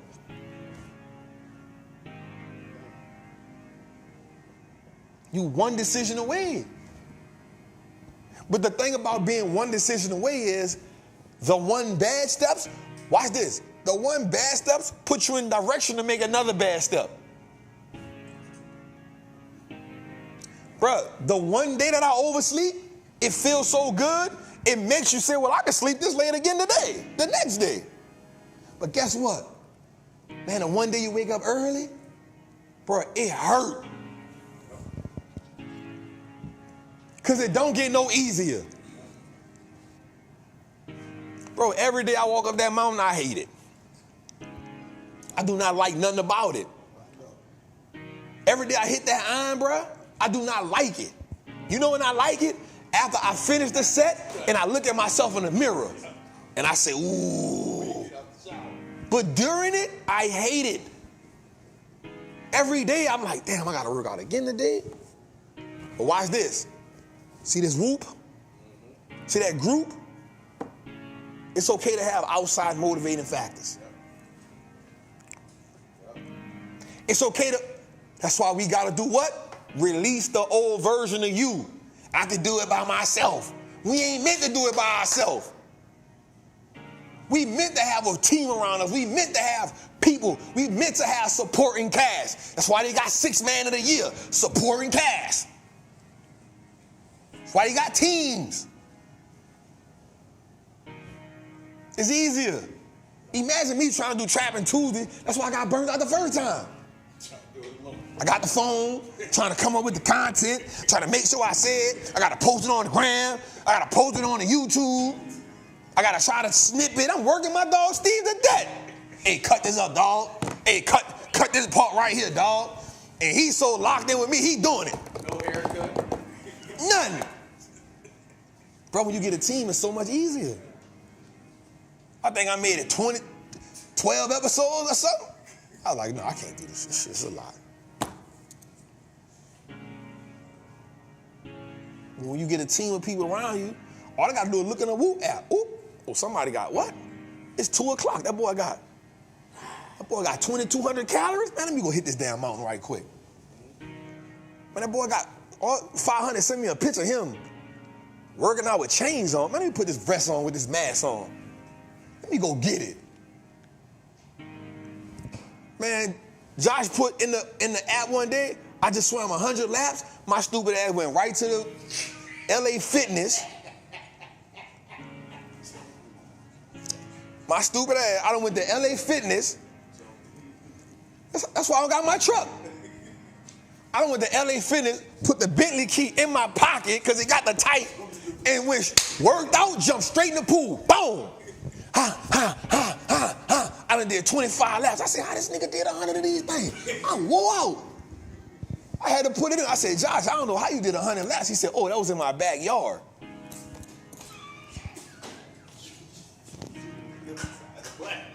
I'm about to collapse a lung.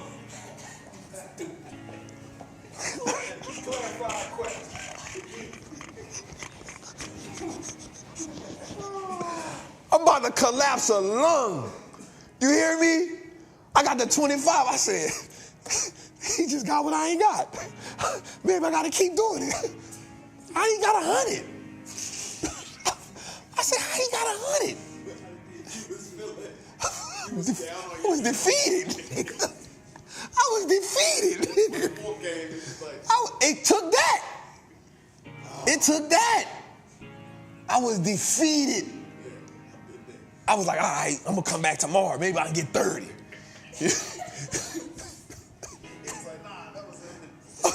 I'm like, I'm gonna come back every day. I'm gonna get 100. I'm gonna get 100. I'm like, if Josh got 100, I'm gonna get 100. Ain't no way. I know he ain't in better shape than me. I'm gonna get 100. I say, Josh, I showed the pool. I say, bro, I did 25. I don't know how you got 100, but that boy hit me like, nah, Trap. I did 100 in the pool in my backyard. He said, boy, I felt so, watch this. I felt better after that, though. I was like, all right. All right.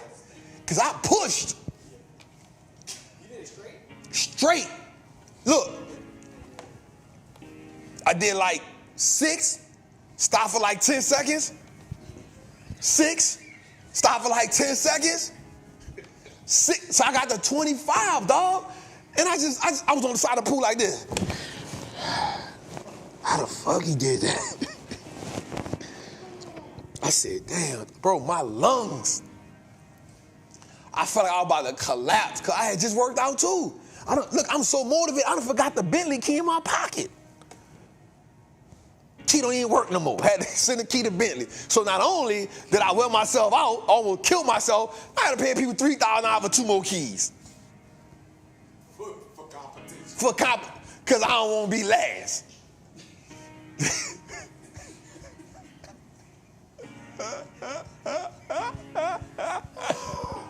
But watch this. Because the group I'm into, what happens when you around a group of people that breathes life into the version of you who you forgot you were?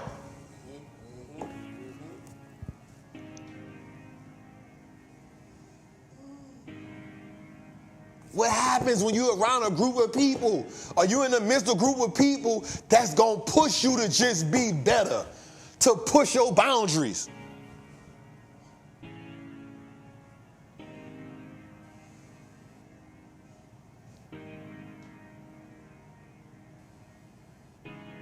What happens when you're around a group of people, your environment,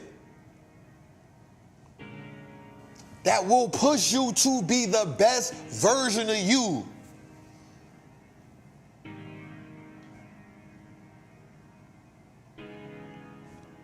The best version of you, watch this, bro. The best version of you needs some competition. That's why iron sharpens iron.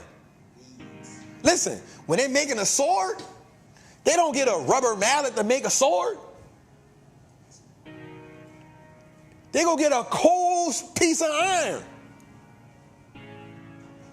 Because only another piece of iron can shape in that. They don't get some rubber. They don't get some plastic.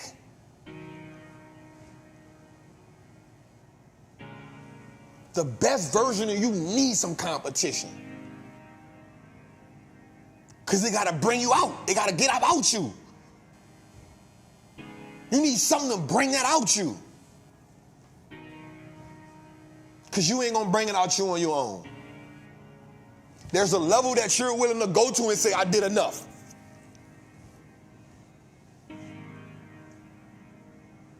There's a level of you that you're going to go to and say, yep, I did enough. But boy, if you got that, somebody who you know willing to go that word to, you're going to be like, yep. Healthy competition is good for everything in you. Not the jealous kind.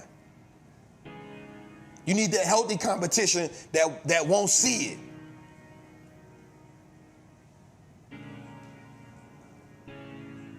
I love seeing 500 with the vest on, with the chains and the spare tie behind him. I love it. I love seeing my cousin in the morning with that weight vest on at 4 o'clock, getting to it. I love it. If I keep them around me, I know one thing, I'm gonna be healthy. I can't go down. Nothing against nobody, but I can't come in here flabby if them boys in shape like that. I can't come in here flabby. I can't come in here eating crazy talking, yeah, brother.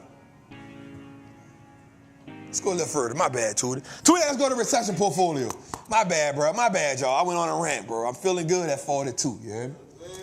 Let's go. Recession portfolio.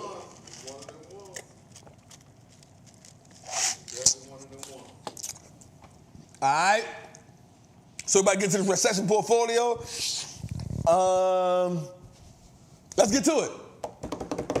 All right. No, Tootie, you got to start from the top. Tootie start at the end. No, bro. No. No. Start with the options. Yep, right there. All right, so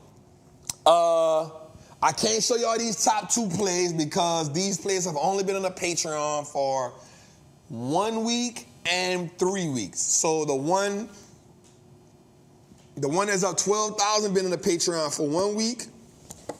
Let me go to it right quick. How y'all feeling tonight in the chat, man? How y'all feeling in the chat right now, man? How y'all feeling on the chat tonight? Jose, we got 3,500 people in the chat. 3,500 people in the chat. We got a new normal. All right. Where went that? All right, here we go. Okay, so the first play we put in last week, we up 41%. That one jumped good. The second play we put in a week before, that one is up 14%, so we like those 2 plays. The next one is AMAT. We up 47,000. It gave us $6,000 a day. We up 104%. I have 25 contracts there, Jose, so I need to take some profits on that. Yeah, it's at 104%. Y'all know I like to take profits on that. Yeah.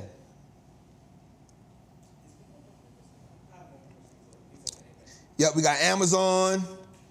We up 72%. The other Amazon, we up 92%. Damn, I was supposed to cover that up. Fuck. I forgot about that one. Well, I just gave y'all the play. The Amazon January 17, I was supposed to cover that up. We up 42%. We got the 2 AVGOs. I took profit on both of those. We got GE. We up 54%. We got GEV. All right, go to the next to it. No. Go back. Back. Right there. GEV. This one was up 10 grand, but I'm not mad because this one moves like that. It just moves. It'll pop up and bend. So I don't know. All right, we got Google up 145. I need to take profit on that. I'm up 145%. This is a play we put in last week. Week 4 last. Let me see. Yeah, week 4 last. Week 4 last. KLAC. The reason why I ain't mind showing y'all that, because if you're going to drop that bag on that, then you deserve to be in there. You hear me? Wow, family. My girl Shatora in the building, man. KLAC, we up 17% on that one. We got an 820 call. I'm not mad at that one. Where my people in the Patreon that got in that one? Let me see if you're in the chat. If you're in the Patreon and you got in that KLAC, if you're in the Patreon, put some fire in there. If you're in the Patreon, you got in that KL. It's only a few people because that one costs a bag. I'm not gonna lie, that one costs a pretty penny. I ain't gonna lie.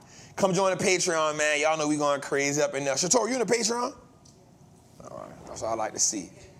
You didn't get in that plate? That one costs a bag, huh? That one costs a pretty bag. You making some money in the Patreon? Okay, that's what I like to see. That's what I like to hear. All right, yeah. If you're in the Patreon, you got that one. I know that one costs us a pretty penny right now. So I ain't mad. All right, watch this. If you're in the Patreon, let me say this right quick. Okay, they're dropping the fire. I wasn't ready for that one, big bro. It's all good. All right, let me put this in right quick. Jose said, I ducked that. That KLAC was a crazy play. I ain't gonna lie, it was a bag. It was about, like 11 grand? It was 11,000. And I did, matter of fact, look at this. I paid, watch this. I paid $104 per share, and there's 100 shares in a contract. Yep, so I paid $104 a share. There's 100 shares in a contract, so I paid about $10,000, $11,000 for it. And I did 4 contracts. I should have went harder. I ain't gonna lie, I should have went harder. I should have went harder on that one. Yep, all right, so, and then we got Eli Lilly. We up 106% on that one. I got 10 contracts, so it's time for me to sell half. Then we got Meta and Meta. Now I'm gonna tell you what's crazy about this 505 call. That was the first call we put in. It was up like 2,000 last week. Now mind you, we've been fighting that 505 call for a long time. We've been on that call about maybe 3 months. Matter of fact, it was for earnings, 2 months. For that earnings call, it dropped low. And when it dropped, we got into the 495 call, so that one good. Then we got Netflix is up 46%. ServiceNow. Shout out to my girl. I got to give her a salute. Shout out to my girl, Double Laura, inside the Patreon. She followed my blueprint to the T, and I love it when my people do my plays better than me. I love it. So I was in this play right here, the ServiceNow.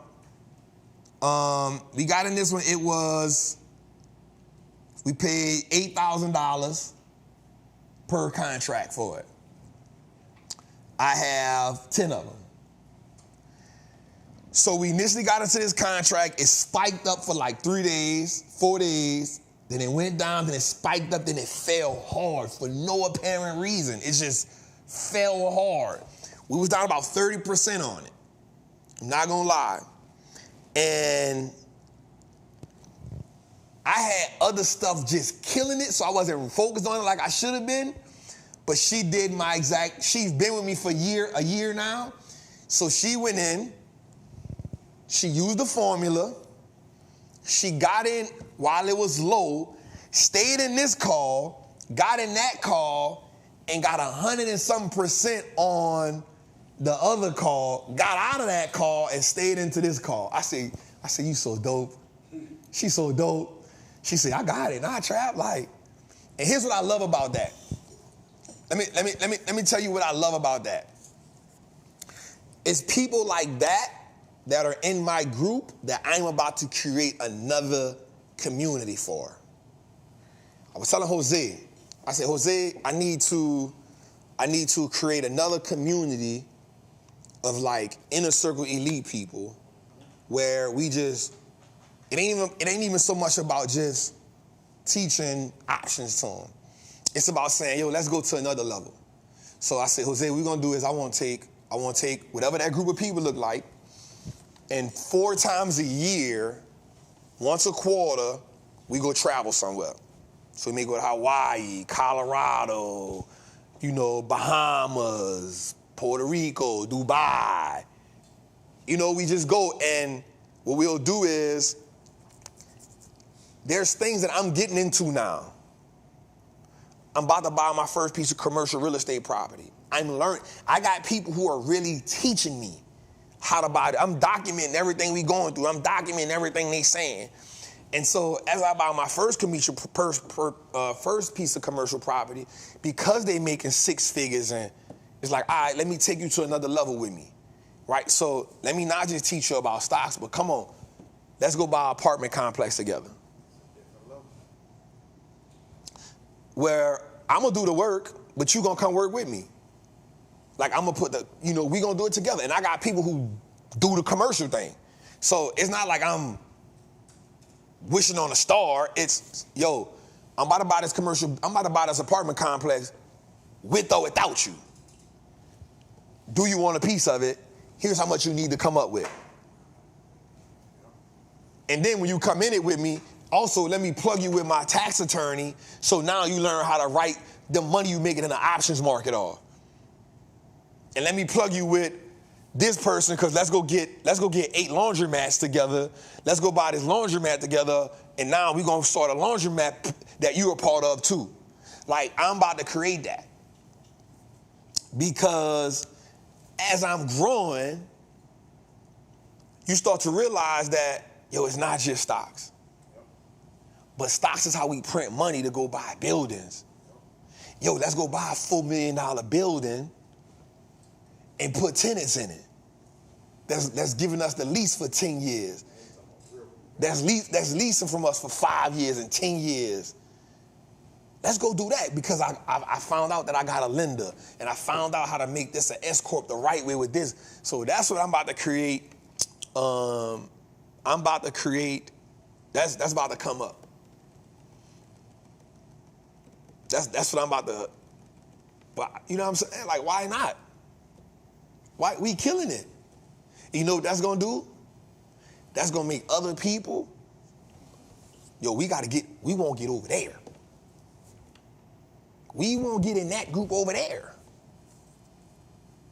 And everybody ain't gonna wanna be in it. All the paperwork gonna be right, because one thing about me, I want lawyers. I need lawyers. This is what you said. I'm telling you, read the fine print. We don't want no miscommunications here. But the reason why I want to do that is because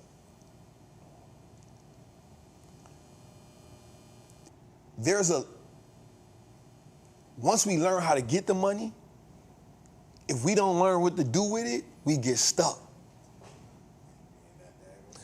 And then once you get stuck and not knowing what to do with it, you go revert back to what you used to do with money. So now I got to give you something else to do with it. Because what happens if I teach you how to make $1 million, and then I ain't tell you what to do with the $1 million?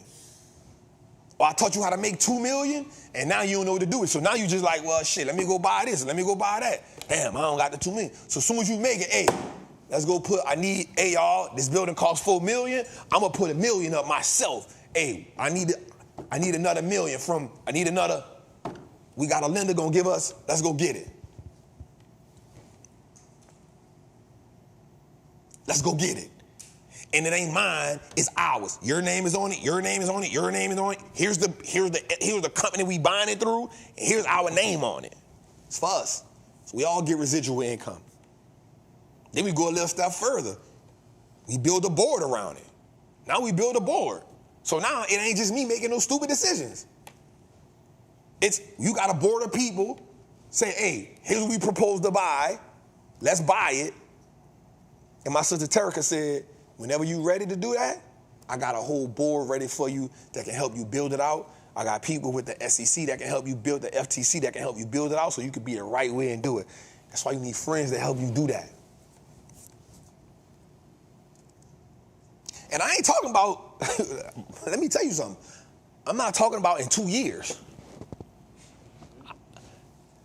Within the next 12 months, I'm not playing. Bro, success loves speed. I don't want you to be sitting with the money, oh, I made money in the market. Oh, I didn't make money. Nah, we made money in the market, then we went and bought a building.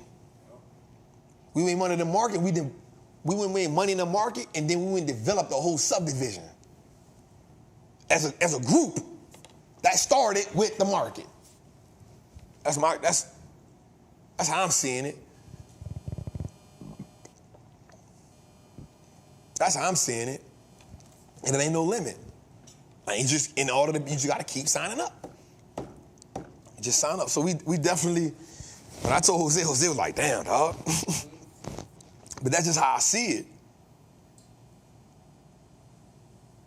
Terica must have had some amazing mints, man. Terica is phenomenal, man. Terica is, when I say she is phenomenal, and I love the fact that she's from New Orleans too. That just make it that much sweeter for me. You know what I'm saying? But when it comes to real estate, nah, she the GOAT. She the GOAT. You know what I'm saying? But it's going everything. Like, think about it, bro. Like, you started off just getting money in the options market, and then you wound up buying a whole apartment complex that you ain't had no idea you was gonna buy. That wasn't even on your radar. And then before you know it, you like, damn, I got an apartment complex, I got a couple laundromats, and I got a commercial building, and some kind of way I bought a farm with this nigga. And I'm still doing options in the market.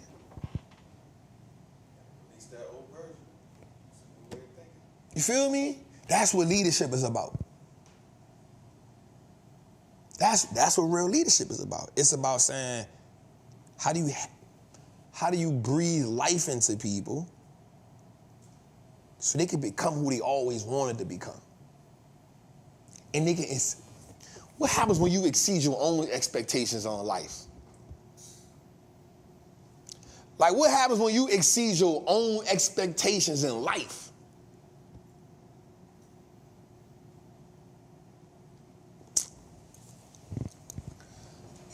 So we got the meta play. Service not play. Shout out to Double R, man. And I followed her the other day. She was so excited. I knew she was. I knew she was excited. She tried to play hardball, but I followed her. I said, I'm gonna follow my girl. You know why I followed her? Because now I gotta pay attention to her. Because I won't move her close to me.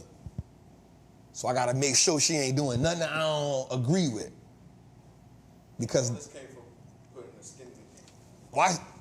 And all of this came from her and she was way in Kuwait. It came from her saying, I'm gonna pay the $79. And then the 79 turned into me making money. Then she pulled up on us at the event. Then she pulled up here. She was on tour. Guess what she keep doing? I just keep getting closer to the person who's, watch this. I just keep being in proximity and around the person who is living the life that I want to live. I'm intaking the information and I see him doing everything that I know. Watch this. The stuff that he doing, now I know that I am capable of doing it.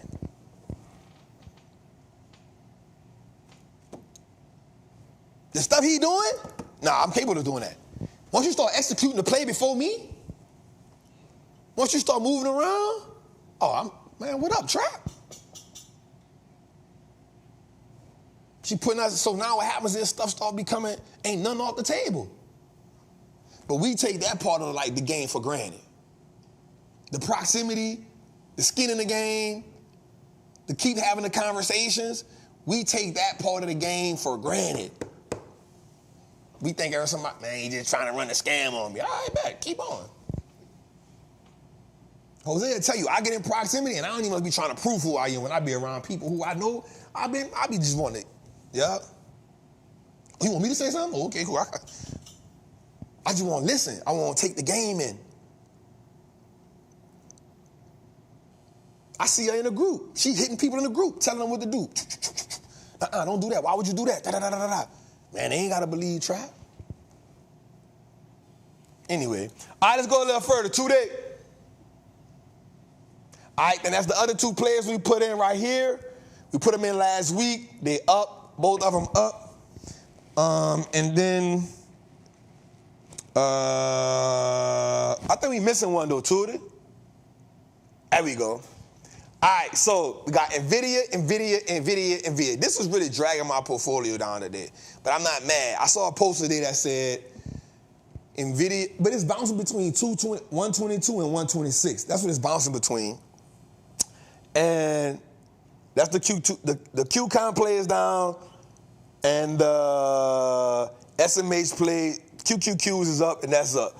So, what I was about to say, Jose? So, I broke through the $4 million mark, right? Now, I did get as high as 4.8. I was 126,000 away from 5. And then that would have been the new normal, right? So here's my goal for the end of the year, Jose. My goal for the end of the year is to touch 6 million. I'm not being braggadocious. I'm doing an estimate, right? My new normal now is 4 million in the account. That's the new normal. So that's to me, I'll be like, all right, I'm at 4 million. That's what I like right there. That's what I like. So anyway, we broke that. Let's go a little further now, Tootie. All right, so this is our buying whole. We up 286,000 buying whole. 37%. We up. We beating the market. The market is only up by 15%. Let's go a little further, Tootie. Let's show it to them. And so go back right quick, Tootie. So you can see we only got $5,400 in cash. So here's something that I have to do. The next couple option plays that I get out of, I now have to send me some cash to this account, right? So I told y'all I don't put no new cash in I haven't sent no new money to this account since I started it. Everything in both accounts is all profit, right? So the goal is to, when I take profit, is to now transfer some back down to that account. So I'm at 5,400 in cash. I definitely had to get that down. The market is up 15%. On the S&P, we up 37%, so we've doubled the market and then some. So let's go a little further. All right, and here's all our plays. Allstate, not just turning right for us. Costco, Cintas, Deckers is down. EME is up. FICO is up. Eli Lilly is up. Meta is up. NVIDIA is up. PWR is up. And VRTX is up. And so, if you want to come join the Patreon, come join the Patreon. I will tell you all this. I am about to go. If you're in Trappers Anonymous, or if you're in a Patreon. Okay, let me say this. I'm about to go out the country. I will not be posting in the group for the next week. In the Trappers Anonymous, my lieutenants can take over for me till I get back. In the Patreon, I'm going to probably just get Jose to make a post every day so y'all can talk to each other. We'll have to chat. You know, so Jose can make a post. Now, if I make a play while I'm out of the country, I'll put it in there.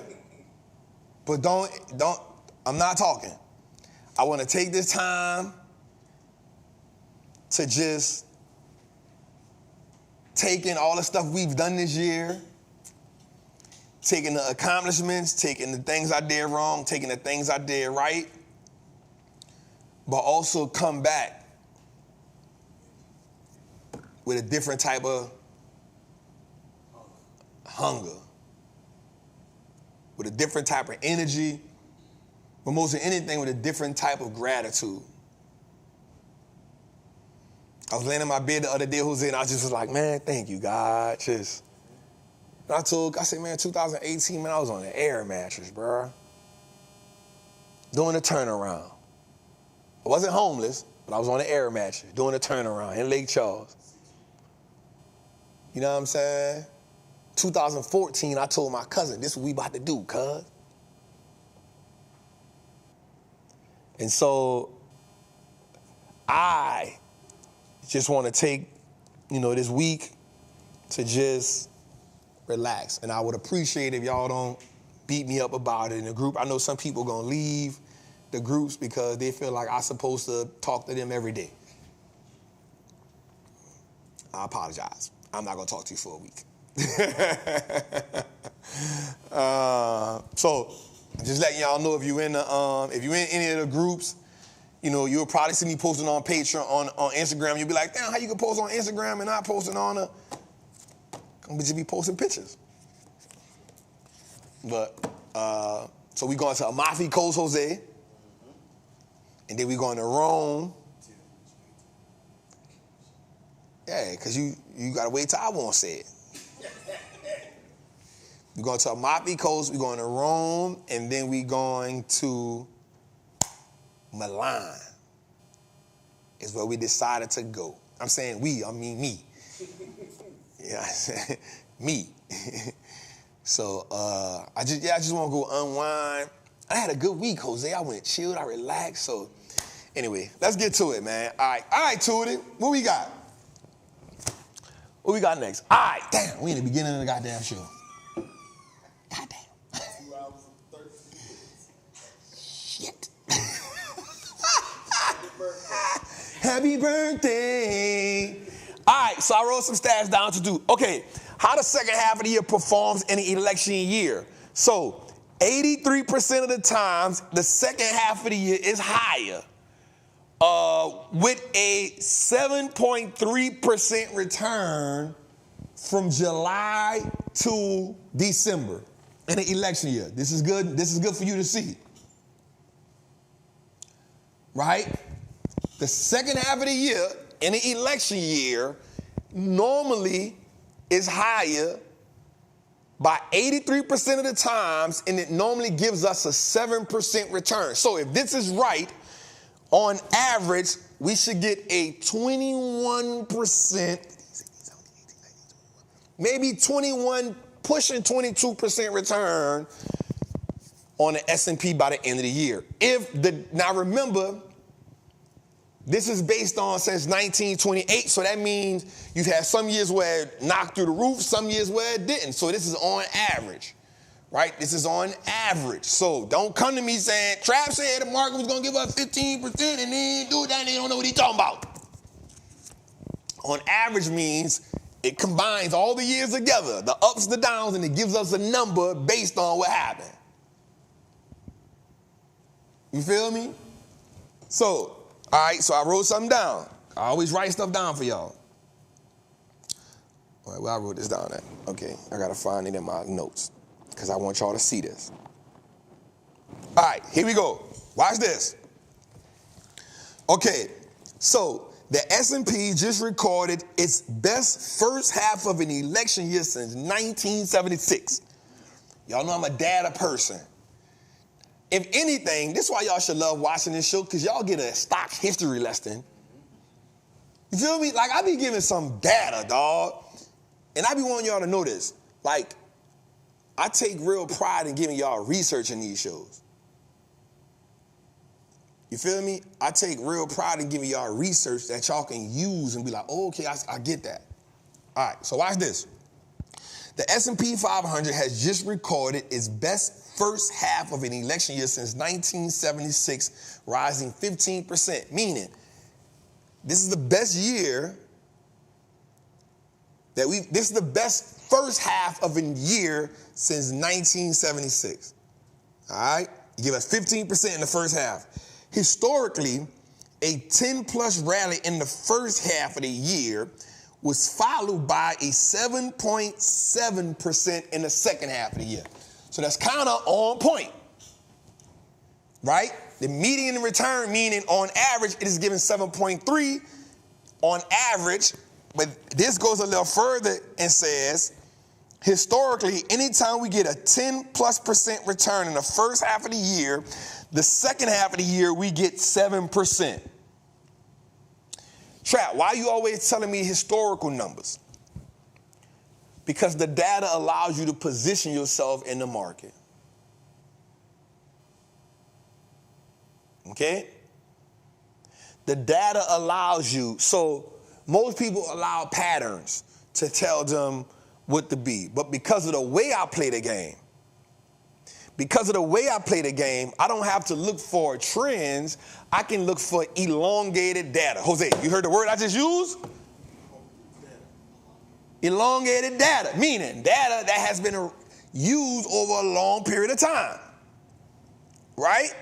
So the elongated data says, watch this, Trap, watch this, people, that based on, now every situation is different, but based on the data, I have the opportunity to be bullish for the second half of the year.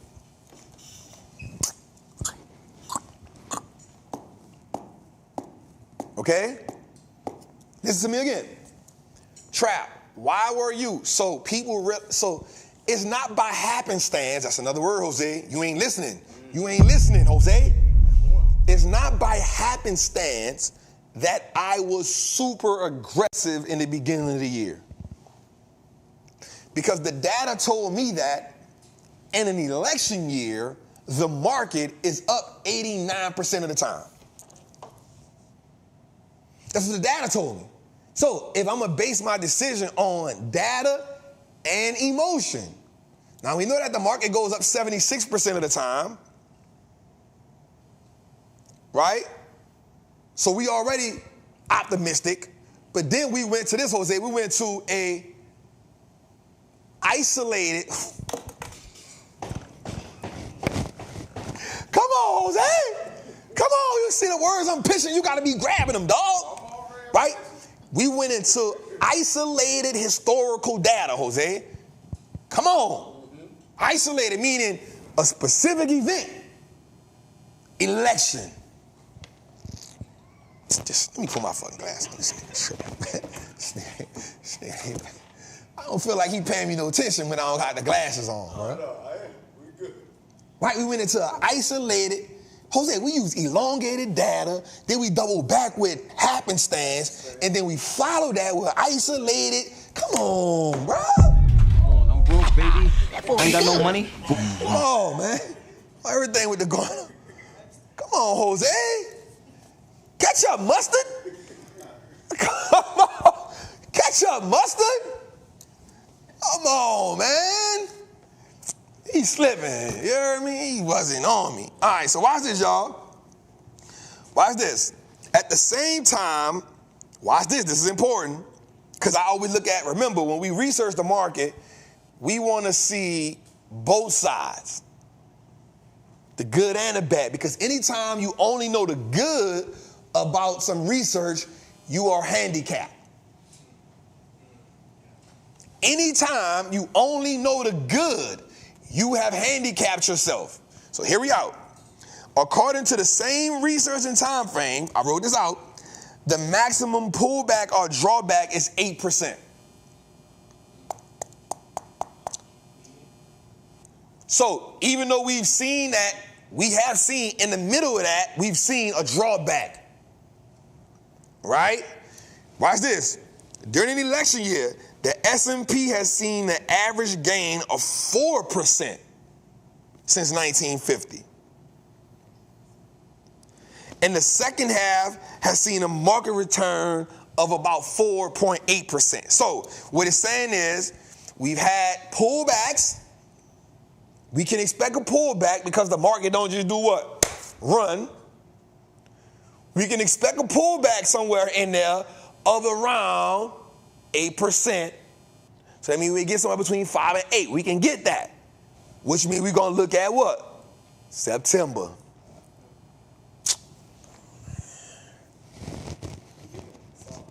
Somebody right now is charging y'all $19.97 for this, man.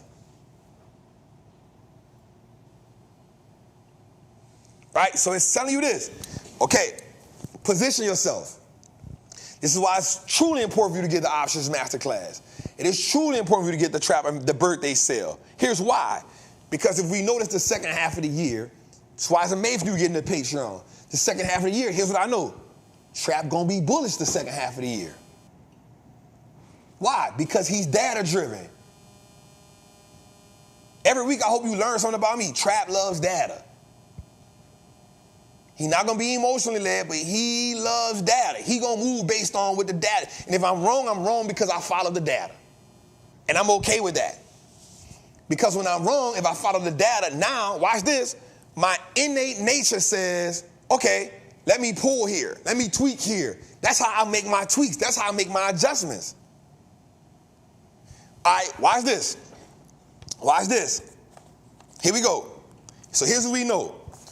Trap is going to be bullish for the second half of the year because we can expect a 7.3% return on average. And then we know that September, because we got the quiet winter, we can expect it. We can expect that big pullback.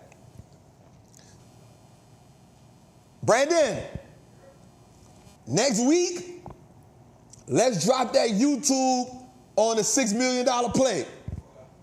Let's drop that. And I need as many clips out of that as we can. So what we're going to do is we're going to position ourselves. We're going to position ourselves. We're going to see what we can do in July. But we don't got to go crazy in August. In July, what we need to be doing is writing down what are the plays we want.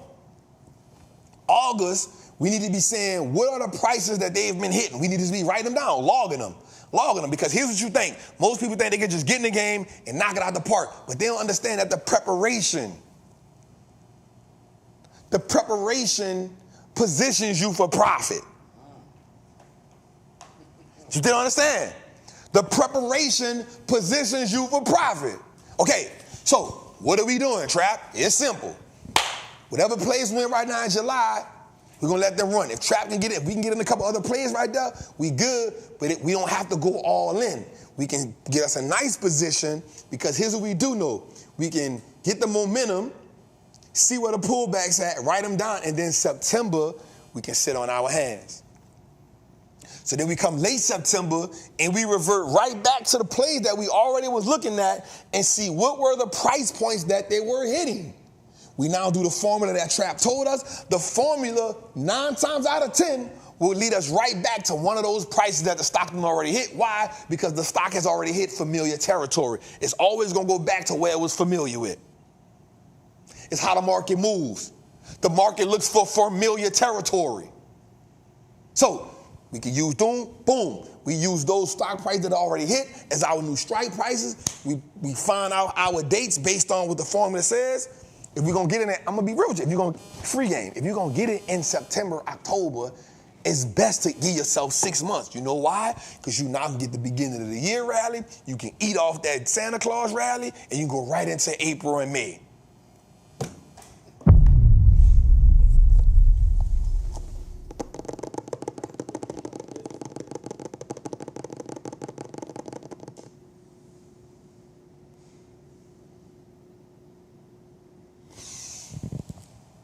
Let's go to the next slide, Tootie.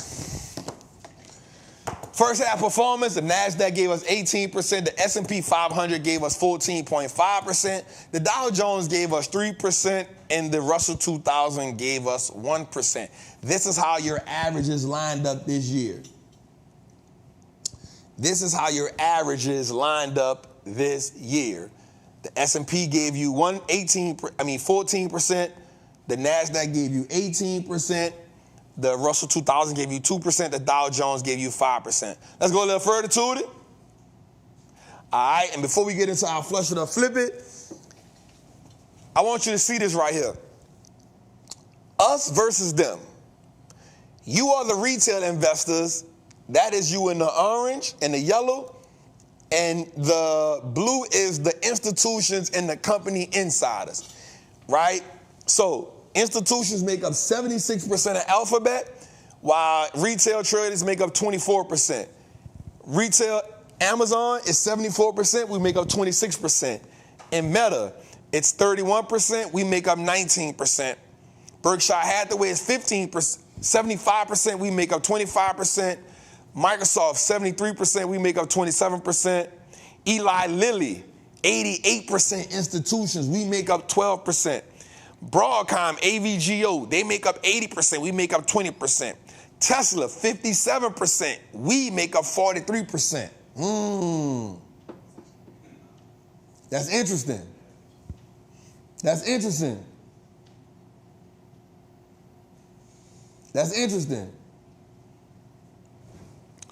NVIDIA, institutions make up 71%, we make up 29%. Apple, institutions make up 62%, we make up 38%. Walmart, institutions make up 81%, and we make up 19%. I put this out here so you can understand the difference between a retail investor and a institutional investor. How would you break down company inside of an institution? What do you mean? Like, what does that really mean? Okay, good. I like that, Jose. So Jose asks, what would be the difference between a company? What's the difference between institutional and retail? So, company insiders are people who are inside the company, the CEOs and the C-suite people, right? That's company insiders because they be owning millions of shares. They be owning 4 million, 3 million, 2 million. That's a big position. And then the retail investors, Jose, are you and me. And then the institutions are your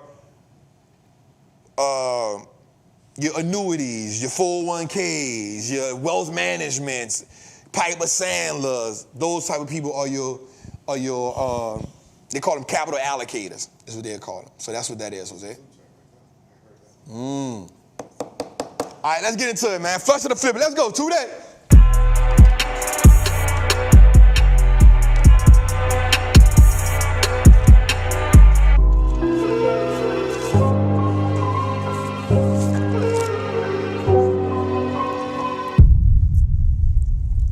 All right, let's get it. Jose, how you feel tonight, dog?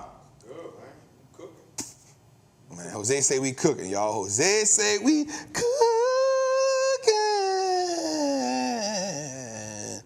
I wanna go.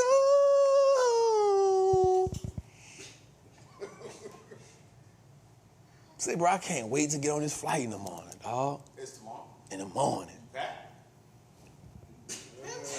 Why do we do that? Why do we do that, though? I I don't know if pack is the right word. But why do we do that? We know it's like I'm prepared. Okay, I'm prepared. I gotta put it in. Dog, when I flew out, I woke up 3 hours beforehand to pack. I wouldn't dare. I got a 12-hour flight. Yeah. So I'm prepared. So I got like stuff on the bed. Right. Yeah. I had the stuff in the other room, just ready. I just gotta put it in the suitcase. Sis. Suitcases. Yeah. I gotta do a little washing too. Bro, after a 3.5 hour show.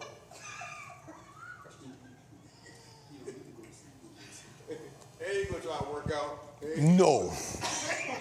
So the good thing is the people clean, the house is clean. It's organized. Yep. I just gotta wash. I like to come back home to washed clothes. Yeah. Because I know I'm gonna have to wash 11 days worth of clothes. Yeah. Well, not really, just I'm gonna put everything in the cleaners. But I need to wash. So while I'm washing, I can be packing. What time is the flight? 12. Whoa. Is it international? No, it's international. No. I gotta fly to New York. All right, never mind. Yeah, you playing. I fly to New York. Delta? Of course. They lounge in New York. It's crazy. A1. Gotta fly to New York, man. Then from New York to Naples. Yes. That was it. I like what you just did there. You went, to Naples, dog. Listen, I got this hotel on the Amalfi Coast, right? It's on the, I don't know. Sure. It's on a slope. It's amazing, dog. Yes, that's the word. It's on the cliff. with the ocean right there. And then we got I keep saying me. You know, so used to saying, right? Somebody said, when is washing? What is what? When is washing clothes? What they call it? What y'all call it? Doing laundry? Yeah, you said washing. It was an extra O. Or washing? Washing. Y'all don't wash clothes? What it is? What it is? Wash? It's wash? It's definitely not wash. It's wash?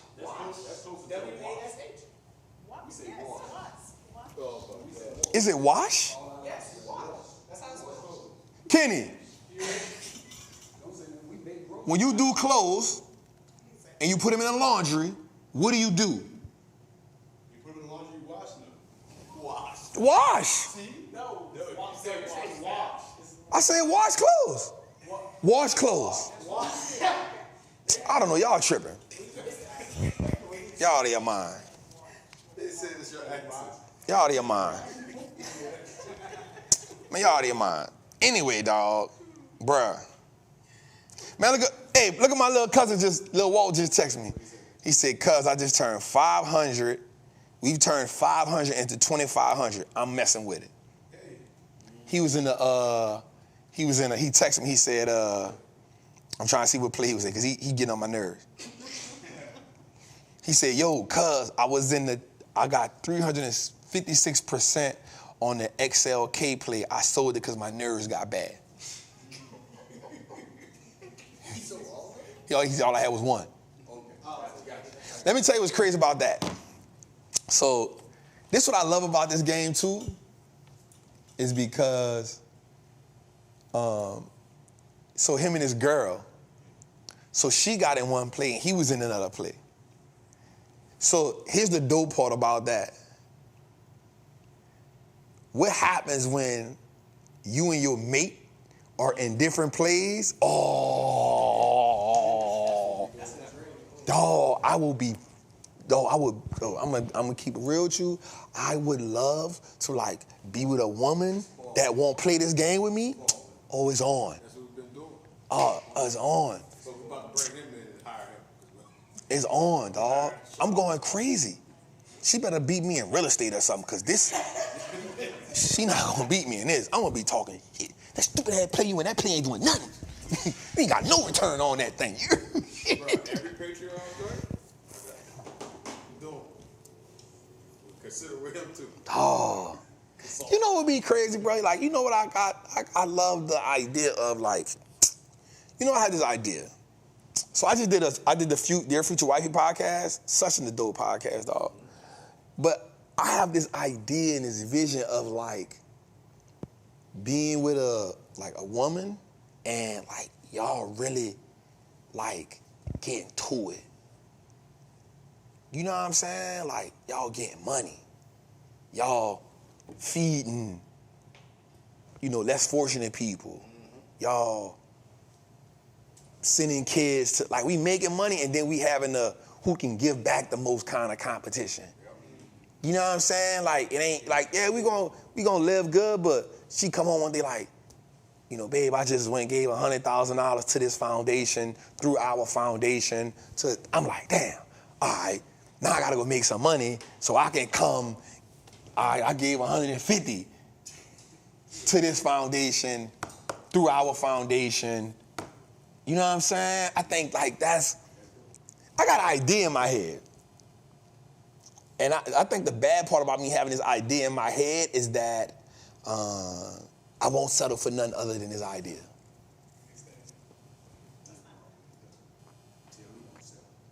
I don't believe in settling. I don't believe that you ever have to settle in life, bro. I don't believe that you don't have to be in competition with nobody. In your relationship-wise. You know what I'm saying? Like, and I'm telling you, bro, like, I got this vision. And, bro, it's fire inside me. I had to make room I'm making room for it. Yeah. I'm making room for it, cuz. It's your gift and it will make room for I'm making room for it, cuz. I'm making room for it. Anyway, let's get into Trappin' Tuesdays, man. Today, all right, first on the list is, what this was, hold on. Okay, the Vanguard, wait up, y'all, because I did this wrong. I think I did it the right way. All right, so the first one on the list is VTV. So I wanted to do something moving forward. I wanted to throw some little ETFs in there, some ETF or some index funds to help us out. So year to date is up 7%, Jose. In 1 year is up 12%. Remember, this is an ETF, right? This fund tracks an index of large cap stocks in the U.S. Holdings are selected and weighed based on 5 value factors, all right? The top holding is Berkshire Hathaway at 3.19%. The next one is Broadcom at 3.7%. Third one is JP Morgan at 2.8%. Fourth one is ExxonMobil at 2.6%. And then United Healthcare at 2.7%. It has an expense ratio of 0.4%, Jose. The biggest holdings, financial services make 21%. Healthcare makes 17%. Industrials make 13%. Technology makes 11%. And consumer staples make 11%, Jose. This is a value. Jose, do you flush it or do you flip it? 81%. Excuse me. Flip it. I'm not mad at that. I like that. I like that. Next on the list, Jose, is Dell. It's a holding company which engages in the provision of information technology, hardware, software, and service solutions through its subsidiaries. It operates through the following segments: infrastructure solutions, client solutions, and VMware. Jose, Dell, the company year to date is up 90%. This had an amazing year. In 1 year is up 165%, Jose. What do you do, Jose? Flush it? Getting money with Dell. I ain't mad at it. They ain't getting money. Next on the list is Nike. Y'all know what it is. I ain't got to tell y'all what it is. Year to date is down 29%. In 1 year is down 31%. And in 5 years is down 10%. Nike. How y'all feel about Nike, Jose? Get on their head. You know what I'm saying? You've been giving them they Burial. everywhere. Burial. On the show, on Burial. IG, on Burial. Yep. Bury them. Like we say in New Orleans, bury them. Put them in a casket. So I'm gonna tell you why though, bruh. Here's why, bruh. And I don't say this often. I'm lying, I do say it often. This is a dinosaur company, right? People get stuck on names. And one of the things we say all the time is, this company ain't going nowhere. It's not a reason for us to invest in a company. Yes, Nike does have the brand name, 100%. But the brand name don't show up on the balance sheet. that's more nostalgia. This ain't the Nike from the era of Jordan. And here's why. And here's the thing I like to deal with. I like to be factual. The people got on the call and said, our lifestyle brands are declining drastically, which is the Jordan brand, the Dunks brand, the Air Max brand, and the Air Force One brand, which are our signature brands. Also, revenue is declining, profit is declining, and we're looking for a 10% decline in 2025. Yo, what are we doing? What? Somebody told me in the chat, well, I'm going to still hold on to it because they're going to figure it out.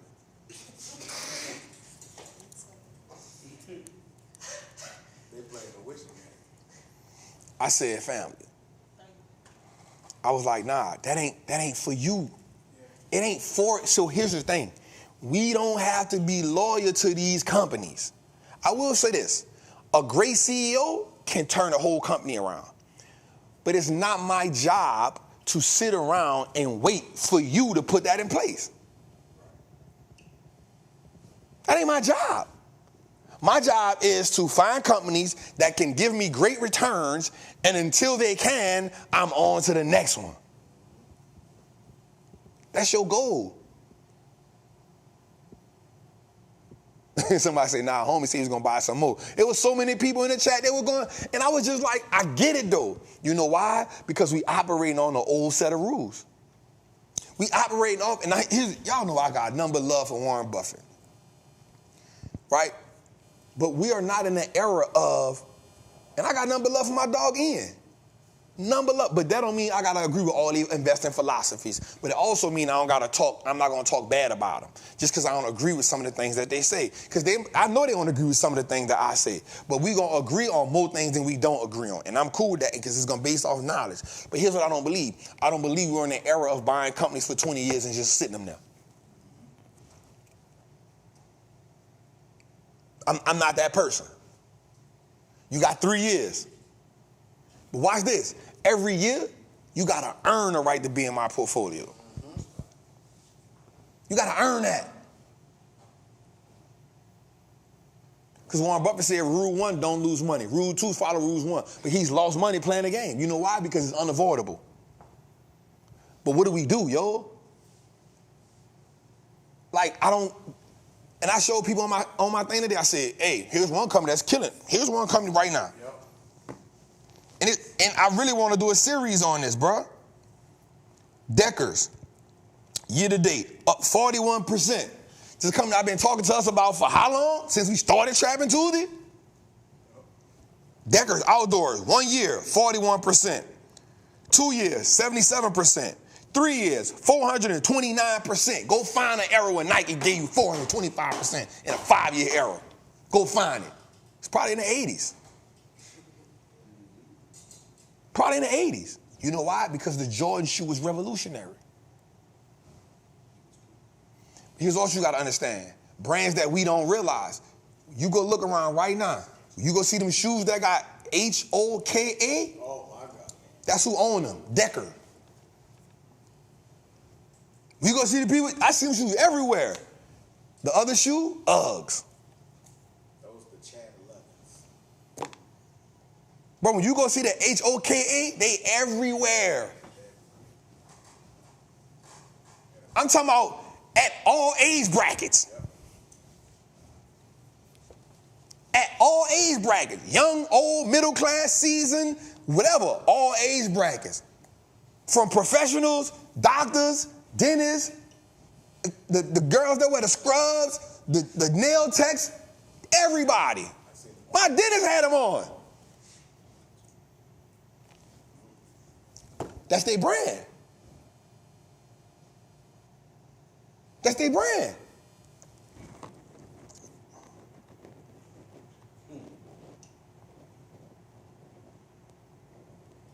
Watch this. Another brand. I'm really doing a series on this. Another brand. Crocs. Watch this. Year to date. 56%. 1 year. 28%. 5 years. 621%. I'm just talking about people that's just outperforming them. Another brand. On Holdings. Year to date. 40%. 1 year. 12%. 5 years, 5%. That's still better than Nike.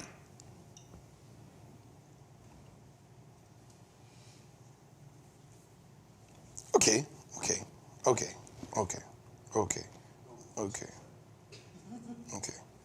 Oh, that's a bit flush. Okay, let's go a little further. Skechers. Y'all know I love this brand. 8% year to date, 27% in 1 year, 112% in 5 years. We just gave you 4 brands. Watch this though, because you don't think they are such a big brand as Nike, but guess what? They got sections of that they dominate. That's what we gotta look for. So that's why I don't buy into the belief of own what you use. use it, you can then be in a position to understand that category and you can find a winner.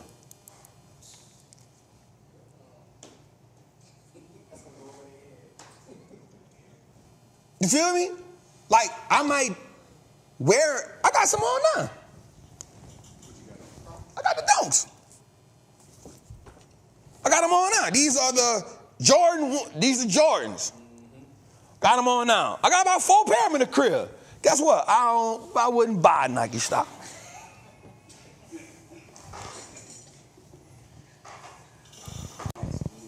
But guess what?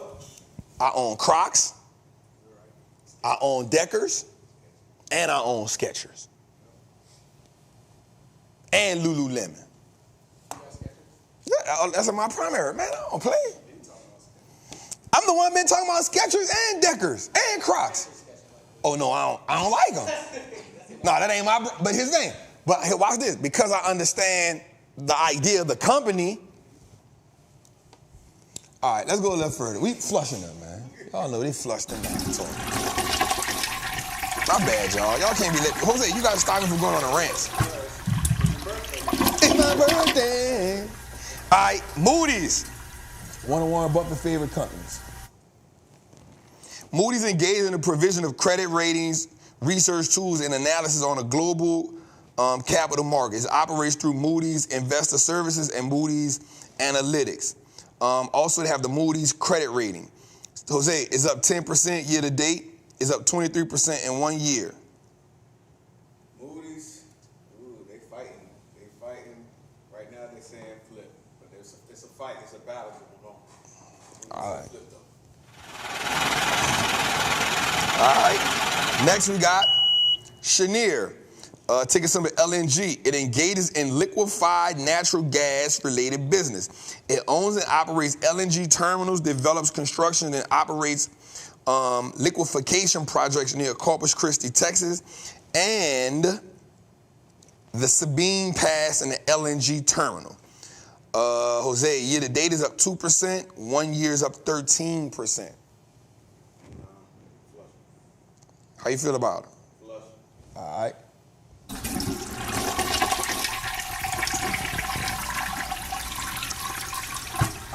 My toilet broke. Next on the list is Cigna. It's a health insurance company.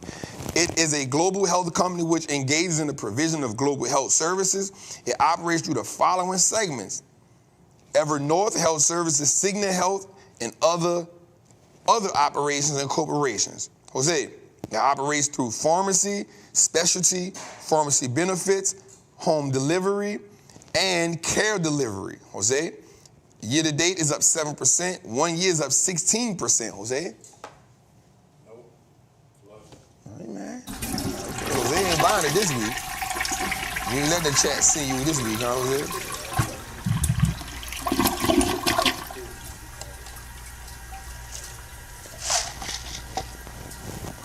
Floyd toilet book.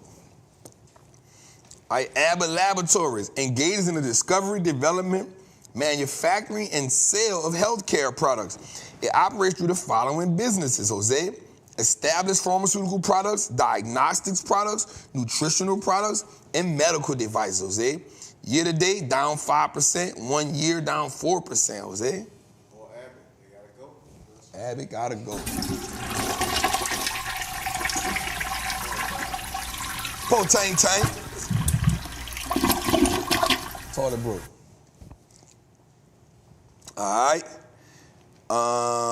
MPLX engages in the operation of midstream energy and infrastructure and logistic assets and distribution of fuels and services. It operates through the logistics and storage and gathering of processing segment. That was a lot. The logistics and storage segment transports, stores, distributes, and markets crude oil, asphalt, refined petroleum products, and water, Jose. Year to date, Jose, is up 16%. 1 year is up 26%, Jose. I think it's too close. I'm not happy with those numbers. I'm flush.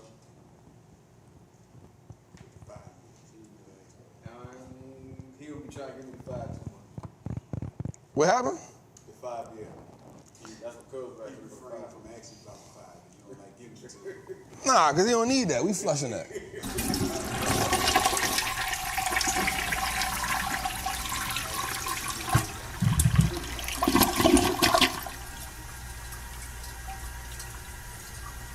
Why does it ain't coming up? Why does it ain't come up? That's one of the most underrated, embarrassing things ever. Being at somebody's house, being a guest at somebody's house. Ain't nothing embarrassing about that, dog. You use the bathroom and the toilet don't work and don't flush. I'm gonna do this one. PW. All right, let's go to this one, Jose. PWR. Right? It engages in the provision of comprehensive infrastructure solutions to the electric, power, oil and gas, communication, pipeline, and energy industries. It operates through the following segments, Jose: electric power, renewable energy, and underground infrastructure. The electric power segment provides services for the electric power and communication markets. The renewable energy segment is involved in providing infrastructure solutions to customers involved in the renewable energy industry. Year to date, Jose is up 15%. 1 year is up 26%. 5 years up 538%. At 5 years, I'll throw you for a loop. Nope. I think we threw it in there. We flushed it.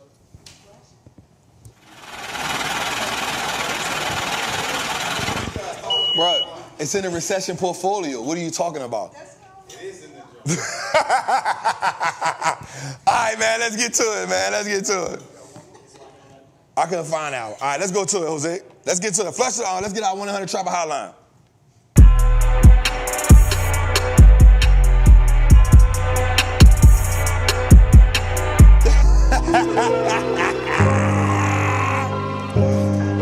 Hey, my baby, man. Elise texted me and say, bro, you used to make us them bologna sandwiches, too.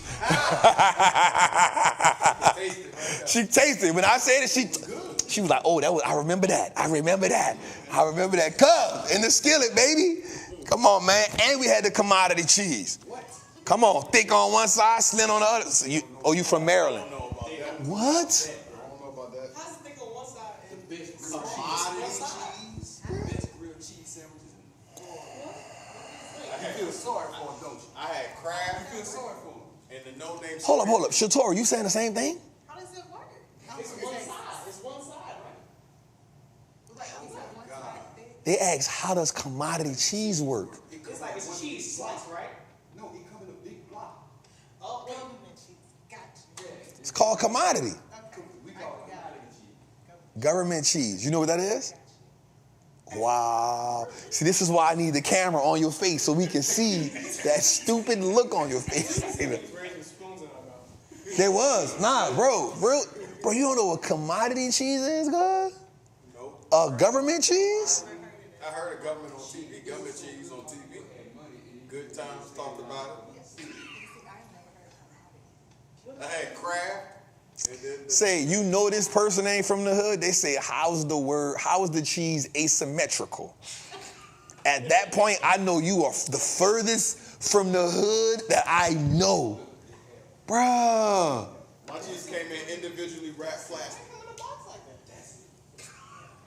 Hey, I'm standing on that. The individually wrapped, it was a crack or no name, but it's still individually wrapped square. So Jose says that his cheese came individually wrapped, singles. That's the spoon too. You know what? I need friends like Jose now to show me where I get all this character from.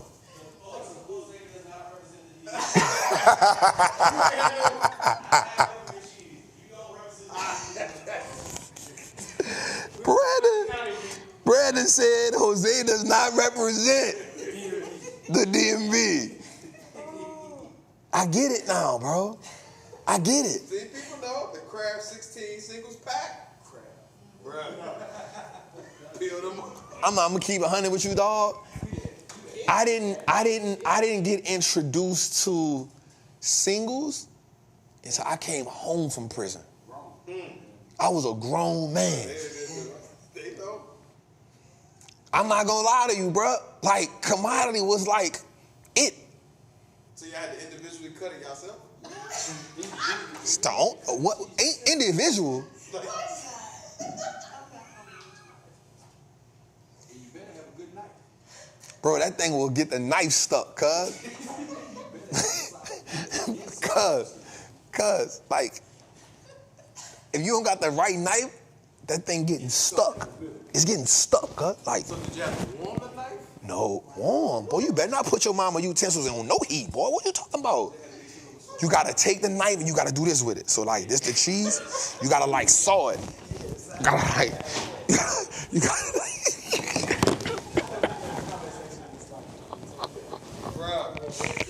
You gotta saw it, cuz. Like you got like this the cheese, like Jose, like, is this the cheese? You gotta like hit it like this, Jose, like, And then when it gets to the bottom, you can't do it, you gotta. Yeah, and then they're gonna do this on the counter. Then it's gonna fall. Then it's gonna fall. And then when you get it, it's gonna have a Bobby Brown hair top. It's gonna be thick and then it's gonna be thin. That's how you gotta you gotta rock out. When you put it on that bologna, that's killing it. So it look like bread slices? Bread. Like, you know the loaves of bread, you cut it in You your daddy's son. You your daddy's son. 100% you your daddy's son. You your daddy's son. Sea salt cheese. But you got that as you learn, you get that. Bro, like I'm talking about farina. I grew up on that, bro. Farina? And they got the green bowl. They got the green bowl on the package with the little baby with the steam coming from it. Come on, Jose. Powdered eggs? You ain't never had that? Come on, dog. You had to have had powdered eggs.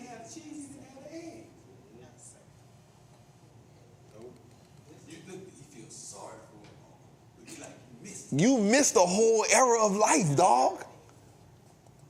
You missed. I got so many questions, but look, we had 3. All right, I'm going to get to what I got to go to. I'm just saying. No, but I got questions about powdered eggs, all that. But we're gonna Bro, do it on one second. listen, powdered eggs, bruh. I got so many questions. Powdered eggs, dog. Yes. Like Parmesan? No, it got a birdie on the pack. And you open it. That prepared me for the military. That's it, nigga. Egg, water. And if you was fancy, you gotta be fancy, you add milk. Only if you fancy. It's water. You do not add milk unless you fancy. Like y'all had just made groceries, because everything is in abundance. So you can add a little milk. But if it's like around the 17th or the 18th, water. Between the first and you got to like the 11th. So they had powdered eggs and powdered milk. I ain't never had powdered milk unless I was a baby. I wasn't a fan of it, but we had it. I didn't like it, because it didn't give me the moo taste.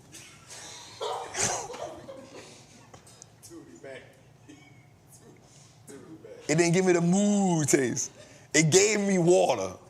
It gave me water whip. Now I'm gonna tell you something crazy. I had a partner that added powdered milk to, I'm not gonna do it, never mind. Nah, go ahead. No. Because somebody indicted.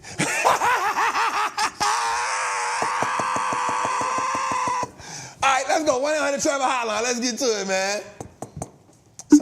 Somebody explain to me what powdered eggs is. What's up, Trap? It's Amari. I'm back. Last time you told me to expand my portfolio with a chip company. Now that NVIDIA did a stock split, do you think it would be good for me to still get into that? Or do you have any other suggestions that I could do? Thank you.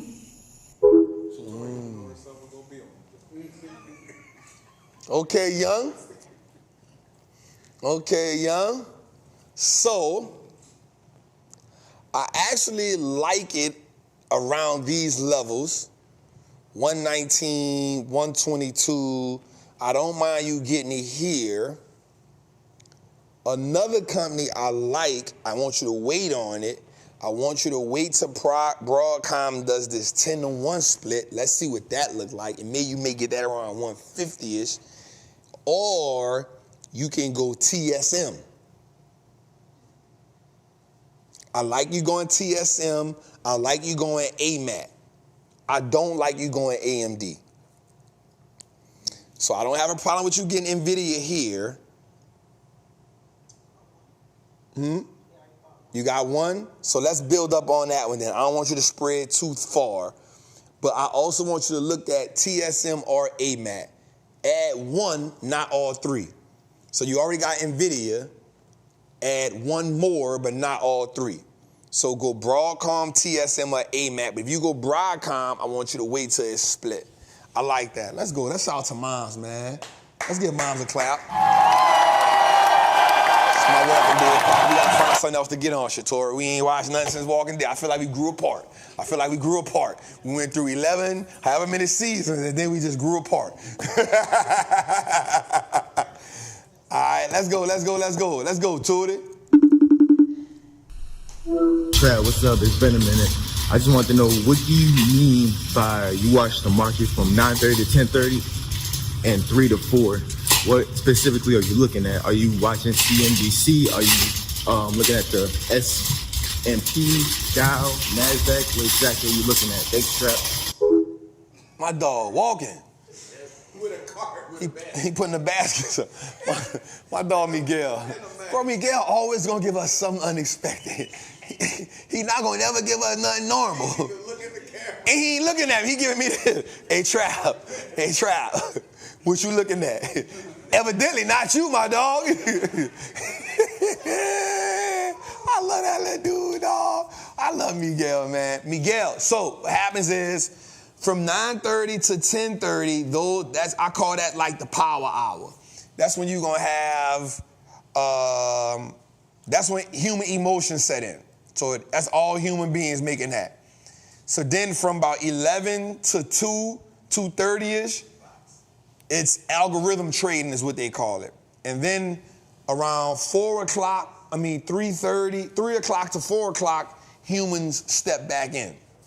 So that's what you get when you get that. Matter of fact, I need to call my dog Peter, man. He texted me yesterday and I ain't texting back. So that's what we're looking at. And all of it, Miguel, I'm looking at everything. I'm looking at the S&P. I'm looking at the NASDAQ. I'm looking at the Russell. I don't really cater too much to the Dow, but the S&P, the Russell, and 100% the Russell. So for sure. Good job, Miguel. Love that question, brother. Next. Hey Trap, hey family, happy Tuesday. So my question is, how can you differentiate between if this is a genuine rally or just a temporary spike driven by speculation? And also, what key indicators do you look for to determine whether a rally is losing momentum or if a correction is imminent? Thank you.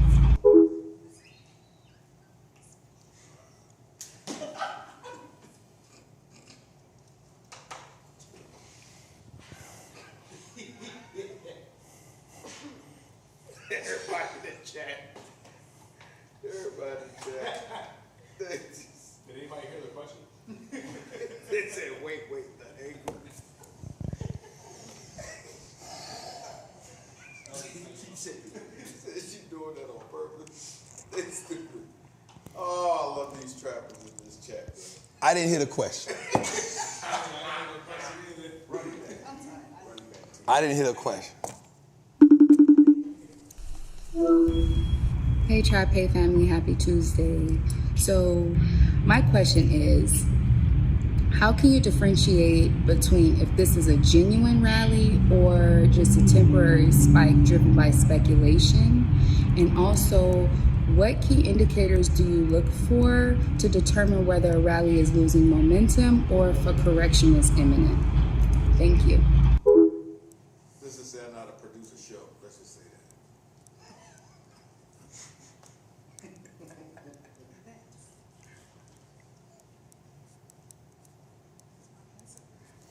All right, so thank you, Queen. We definitely appreciate that warm hug you just gave us. First, genuine rally and speculative rally. In my mind, compartmentalizing, like, okay, the difference. So a speculatory rally would be a rally that is based off of, let's say, GameStop running, right? That is speculation. We are guessing that the market is going to follow suit. A genuine rally is a rally that is predicated by earnings,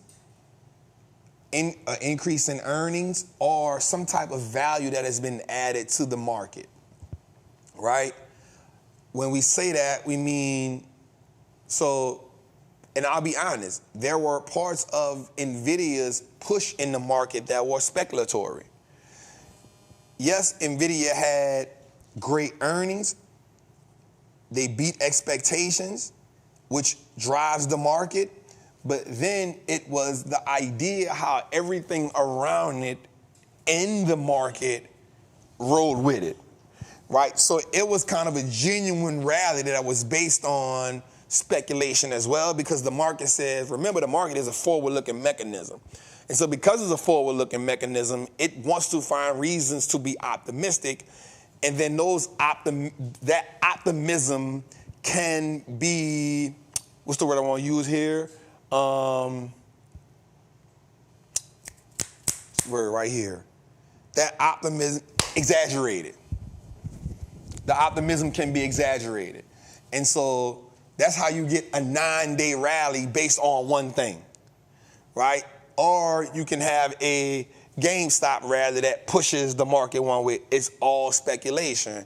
Now, what do we mean by a genuine rally? In my perspective, that is a rally that has a fundamental case. So when we say earnings have grown this far, or earnings have increased this much over time, that tells us that the market has now found a catalyst to follow suit in. Or let's say the Fed says we're going to cut rates. Boom. The market has now found a story with a catalyst to run up in, which is good. So those are the two. Losing momentum. So this is kind of a theme that I'm about to get into. So how do you find when a market is losing? How do you find when a rally is ending out? One of the things is when, prime example, when the news of a thing happening no longer makes the market move. Watch this. There was some of the time last year where the market was, because these are great questions, so I want to make sure that I really lay this out, because those are great questions. There was a time last year early this year too, when war no longer affected the market going down. Because it was baked in, this is going on. Right? So the initial concept of something happening in the market causes a reaction. Right? The initial concept of something, the initial news about something causes the market to get a reaction. And then what happened is, watch this, over time, AI will not be what pushes the market anymore. Because the market will get accustomed to this news, right? And so you'll see, how do you know that it's losing momentum? When the stock market stops reacting to it the way they used to react to it. Right? So right now AI is freaking, you say it, somebody say it 16 times, and then it runs. But there'll come a time where the market will say AI, and the market will say, what else you got for me?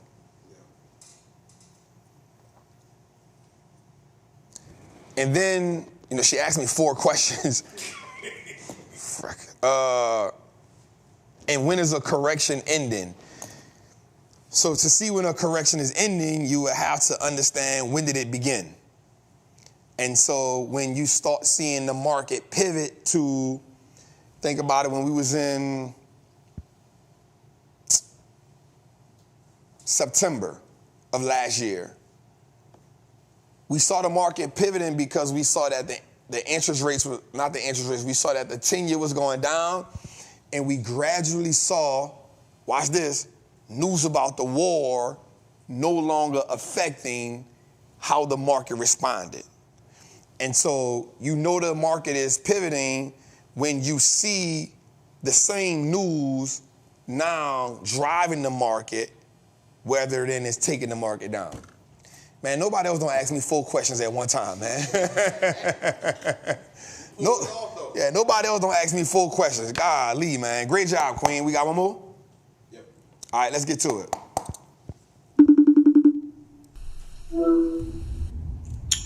Pastor Trapp, this is Horace calling you from Tampa, and I was just wondering if you could give us some insight as to the differences between the VOO ETF and the QQQ ETF, and why you use the VOO as your savings account and you use the QQQ as a more aggressive investment tool. Thanks. All right, I got you, OG. So, first of all, amazing question, OG. Definitely appreciate it. Great question. All right, so the reason I use the VOO as my savings account, okay, back up. What's the difference? So, with the VOO, you get 508 stocks. Those are the biggest companies in the market. Supposed to be the best 500 companies in the market. When you get the QQQ, you get 90, mostly technology stocks. There's a few financial stocks in there somewhere. And so the idea for me was using using VOO as my savings account. I was able to use the best companies in America to grow my money slowly. And so what happens is when you think about it from this perspective, VOO, you get all of the best technology stocks, you get all of the best banks, you get all of the best industrial stocks, you get all of the best consumer stocks, you get Amazons, you get all of the best companies. Now, the thing about that is you don't get, you rarely get like 30, 40, 50% returns with the S&P 500. The reason why is because you have a mixture of aggression, you have a mixture of value, and you actually have a mixture of companies that are on a decay. You have oil, you have basic material, you have all 11 sectors wrapped around in that VOO. And so the reason why we use VOO is because in my mind, I can have the entire stock market as my savings account.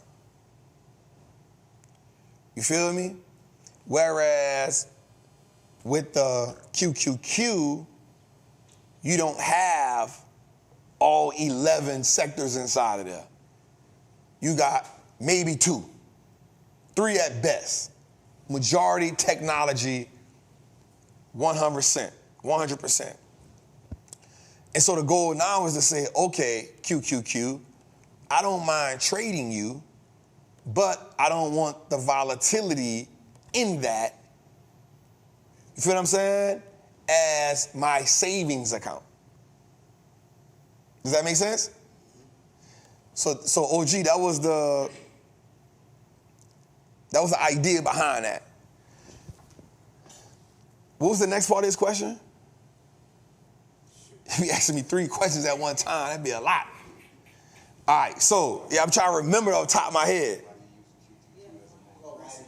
Okay, so that was the 2. So the reason why I use QQQ as the options plays is because it feeds into the aggressive part of me. It feeds into the part of me that says there's so much volatility here, and the volatility is matched with growth. So what's in the QQQ? You got Microsoft, you got Amazon, you got Apple, you got Nvidia, you got where the growth is at in America. And so I would rather, remember, your savings account is always supposed to be a safe space, right? It's not money that you need, but it's money you want to have access to, and it's money you want to grow, right? And so that's what we want to use VOO for. It hasn't let me down yet, but also remember, we take the dividends from the VOO, we reinvest them, and those dividends buy us more shares into our savings. Whereas QQQ, we allow ourselves to say, let's play on the aggression here. Let's play it for the options market and not do that. I hope I helped y'all with that, OG. That was a really good one right there. That was a really good one, OG. That's good. Jose, moving forward, let's do 5 questions. Okay. Let's do 5 questions. It's a lot to get them 4. Yeah, let's do 5. I like 5. Hey, moving forward, bruh, 2, don't have a full part question. 1 part, 2 at max, because I can't remember all that. Fuck, we already here now, shit. Let's go a little further, man. What we got, Jose? All right, man, so I love it, man. This is episode 101. This is the new beginning. Thank y'all for just tapping in with us tonight. I'm not going to even much dig into nothing serious. I think we killed it in the beginning when we just told y'all, today going to be the day that moving forward, I want us to filter our relationships. I want to filter our spirit. I want us to filter our ideas. I want us to filter our philosophies. And whoever isn't in accordance with where we trying to go at, it's okay for us to separate.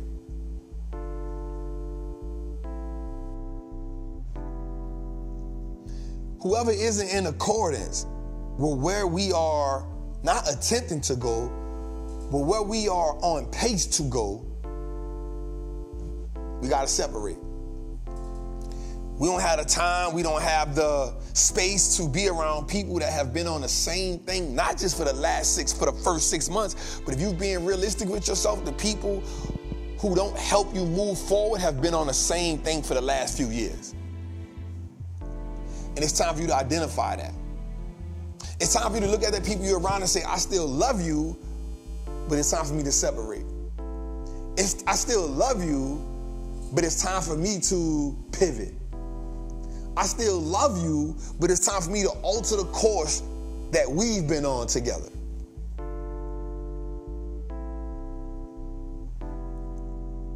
And I want you to know that it's okay for you to embark on a journey with a new group of people.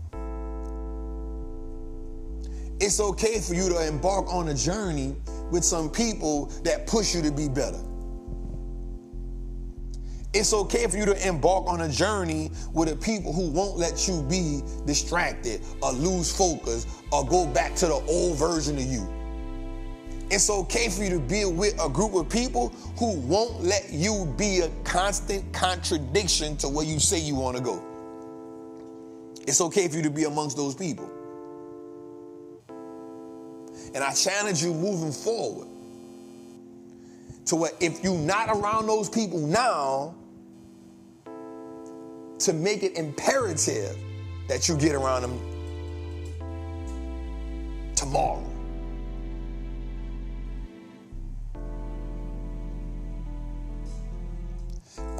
I want us to look at ourselves, and I said this earlier in the episode, there's a version of you in 20 years that is depending on you right now.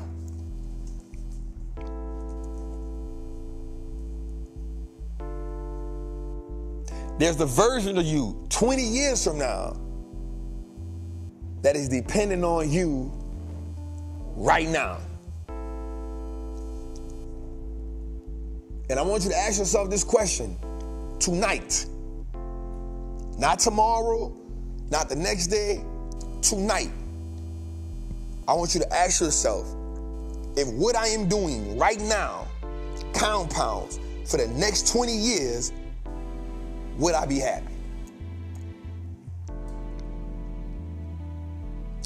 If what I'm doing right now compounds for the next 20 years, that means the people you're around, the things you indulge in, the secret stuff that you don't want nobody to know about that you really like doing, the activities that you don't want people to understand that you're doing, the things that you are doing right now, if they compounded for the next 20 years, would you be satisfied with it?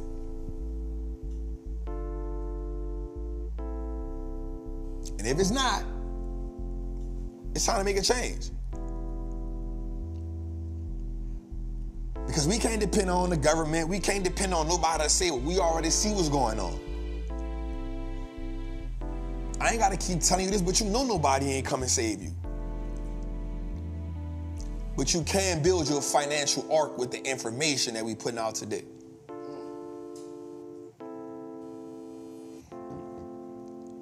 And then you can decide who you want to save. But the hardest thing to do is try to save somebody when they drowning and they don't know they drowning.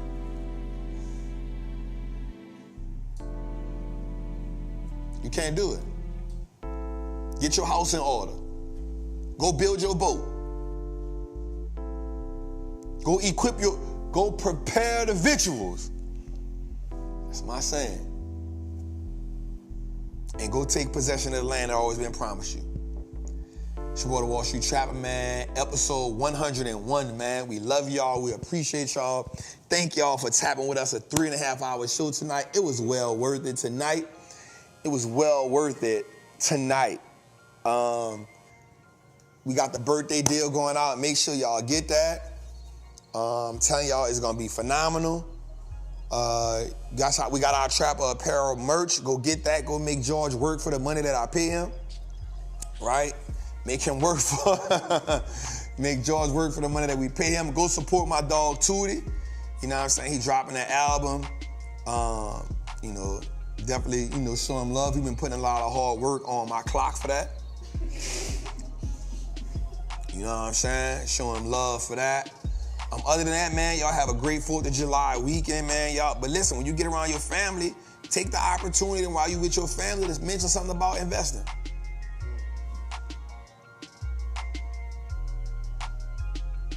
While y'all with your family, take the opportunity to mention something about investing and see who gravitates to you. And the one that gravitates to you, that's the ones you start working with, man. Like my girl, Miss Kim. I love y'all. I appreciate y'all. Y'all have a good night, man. Salute.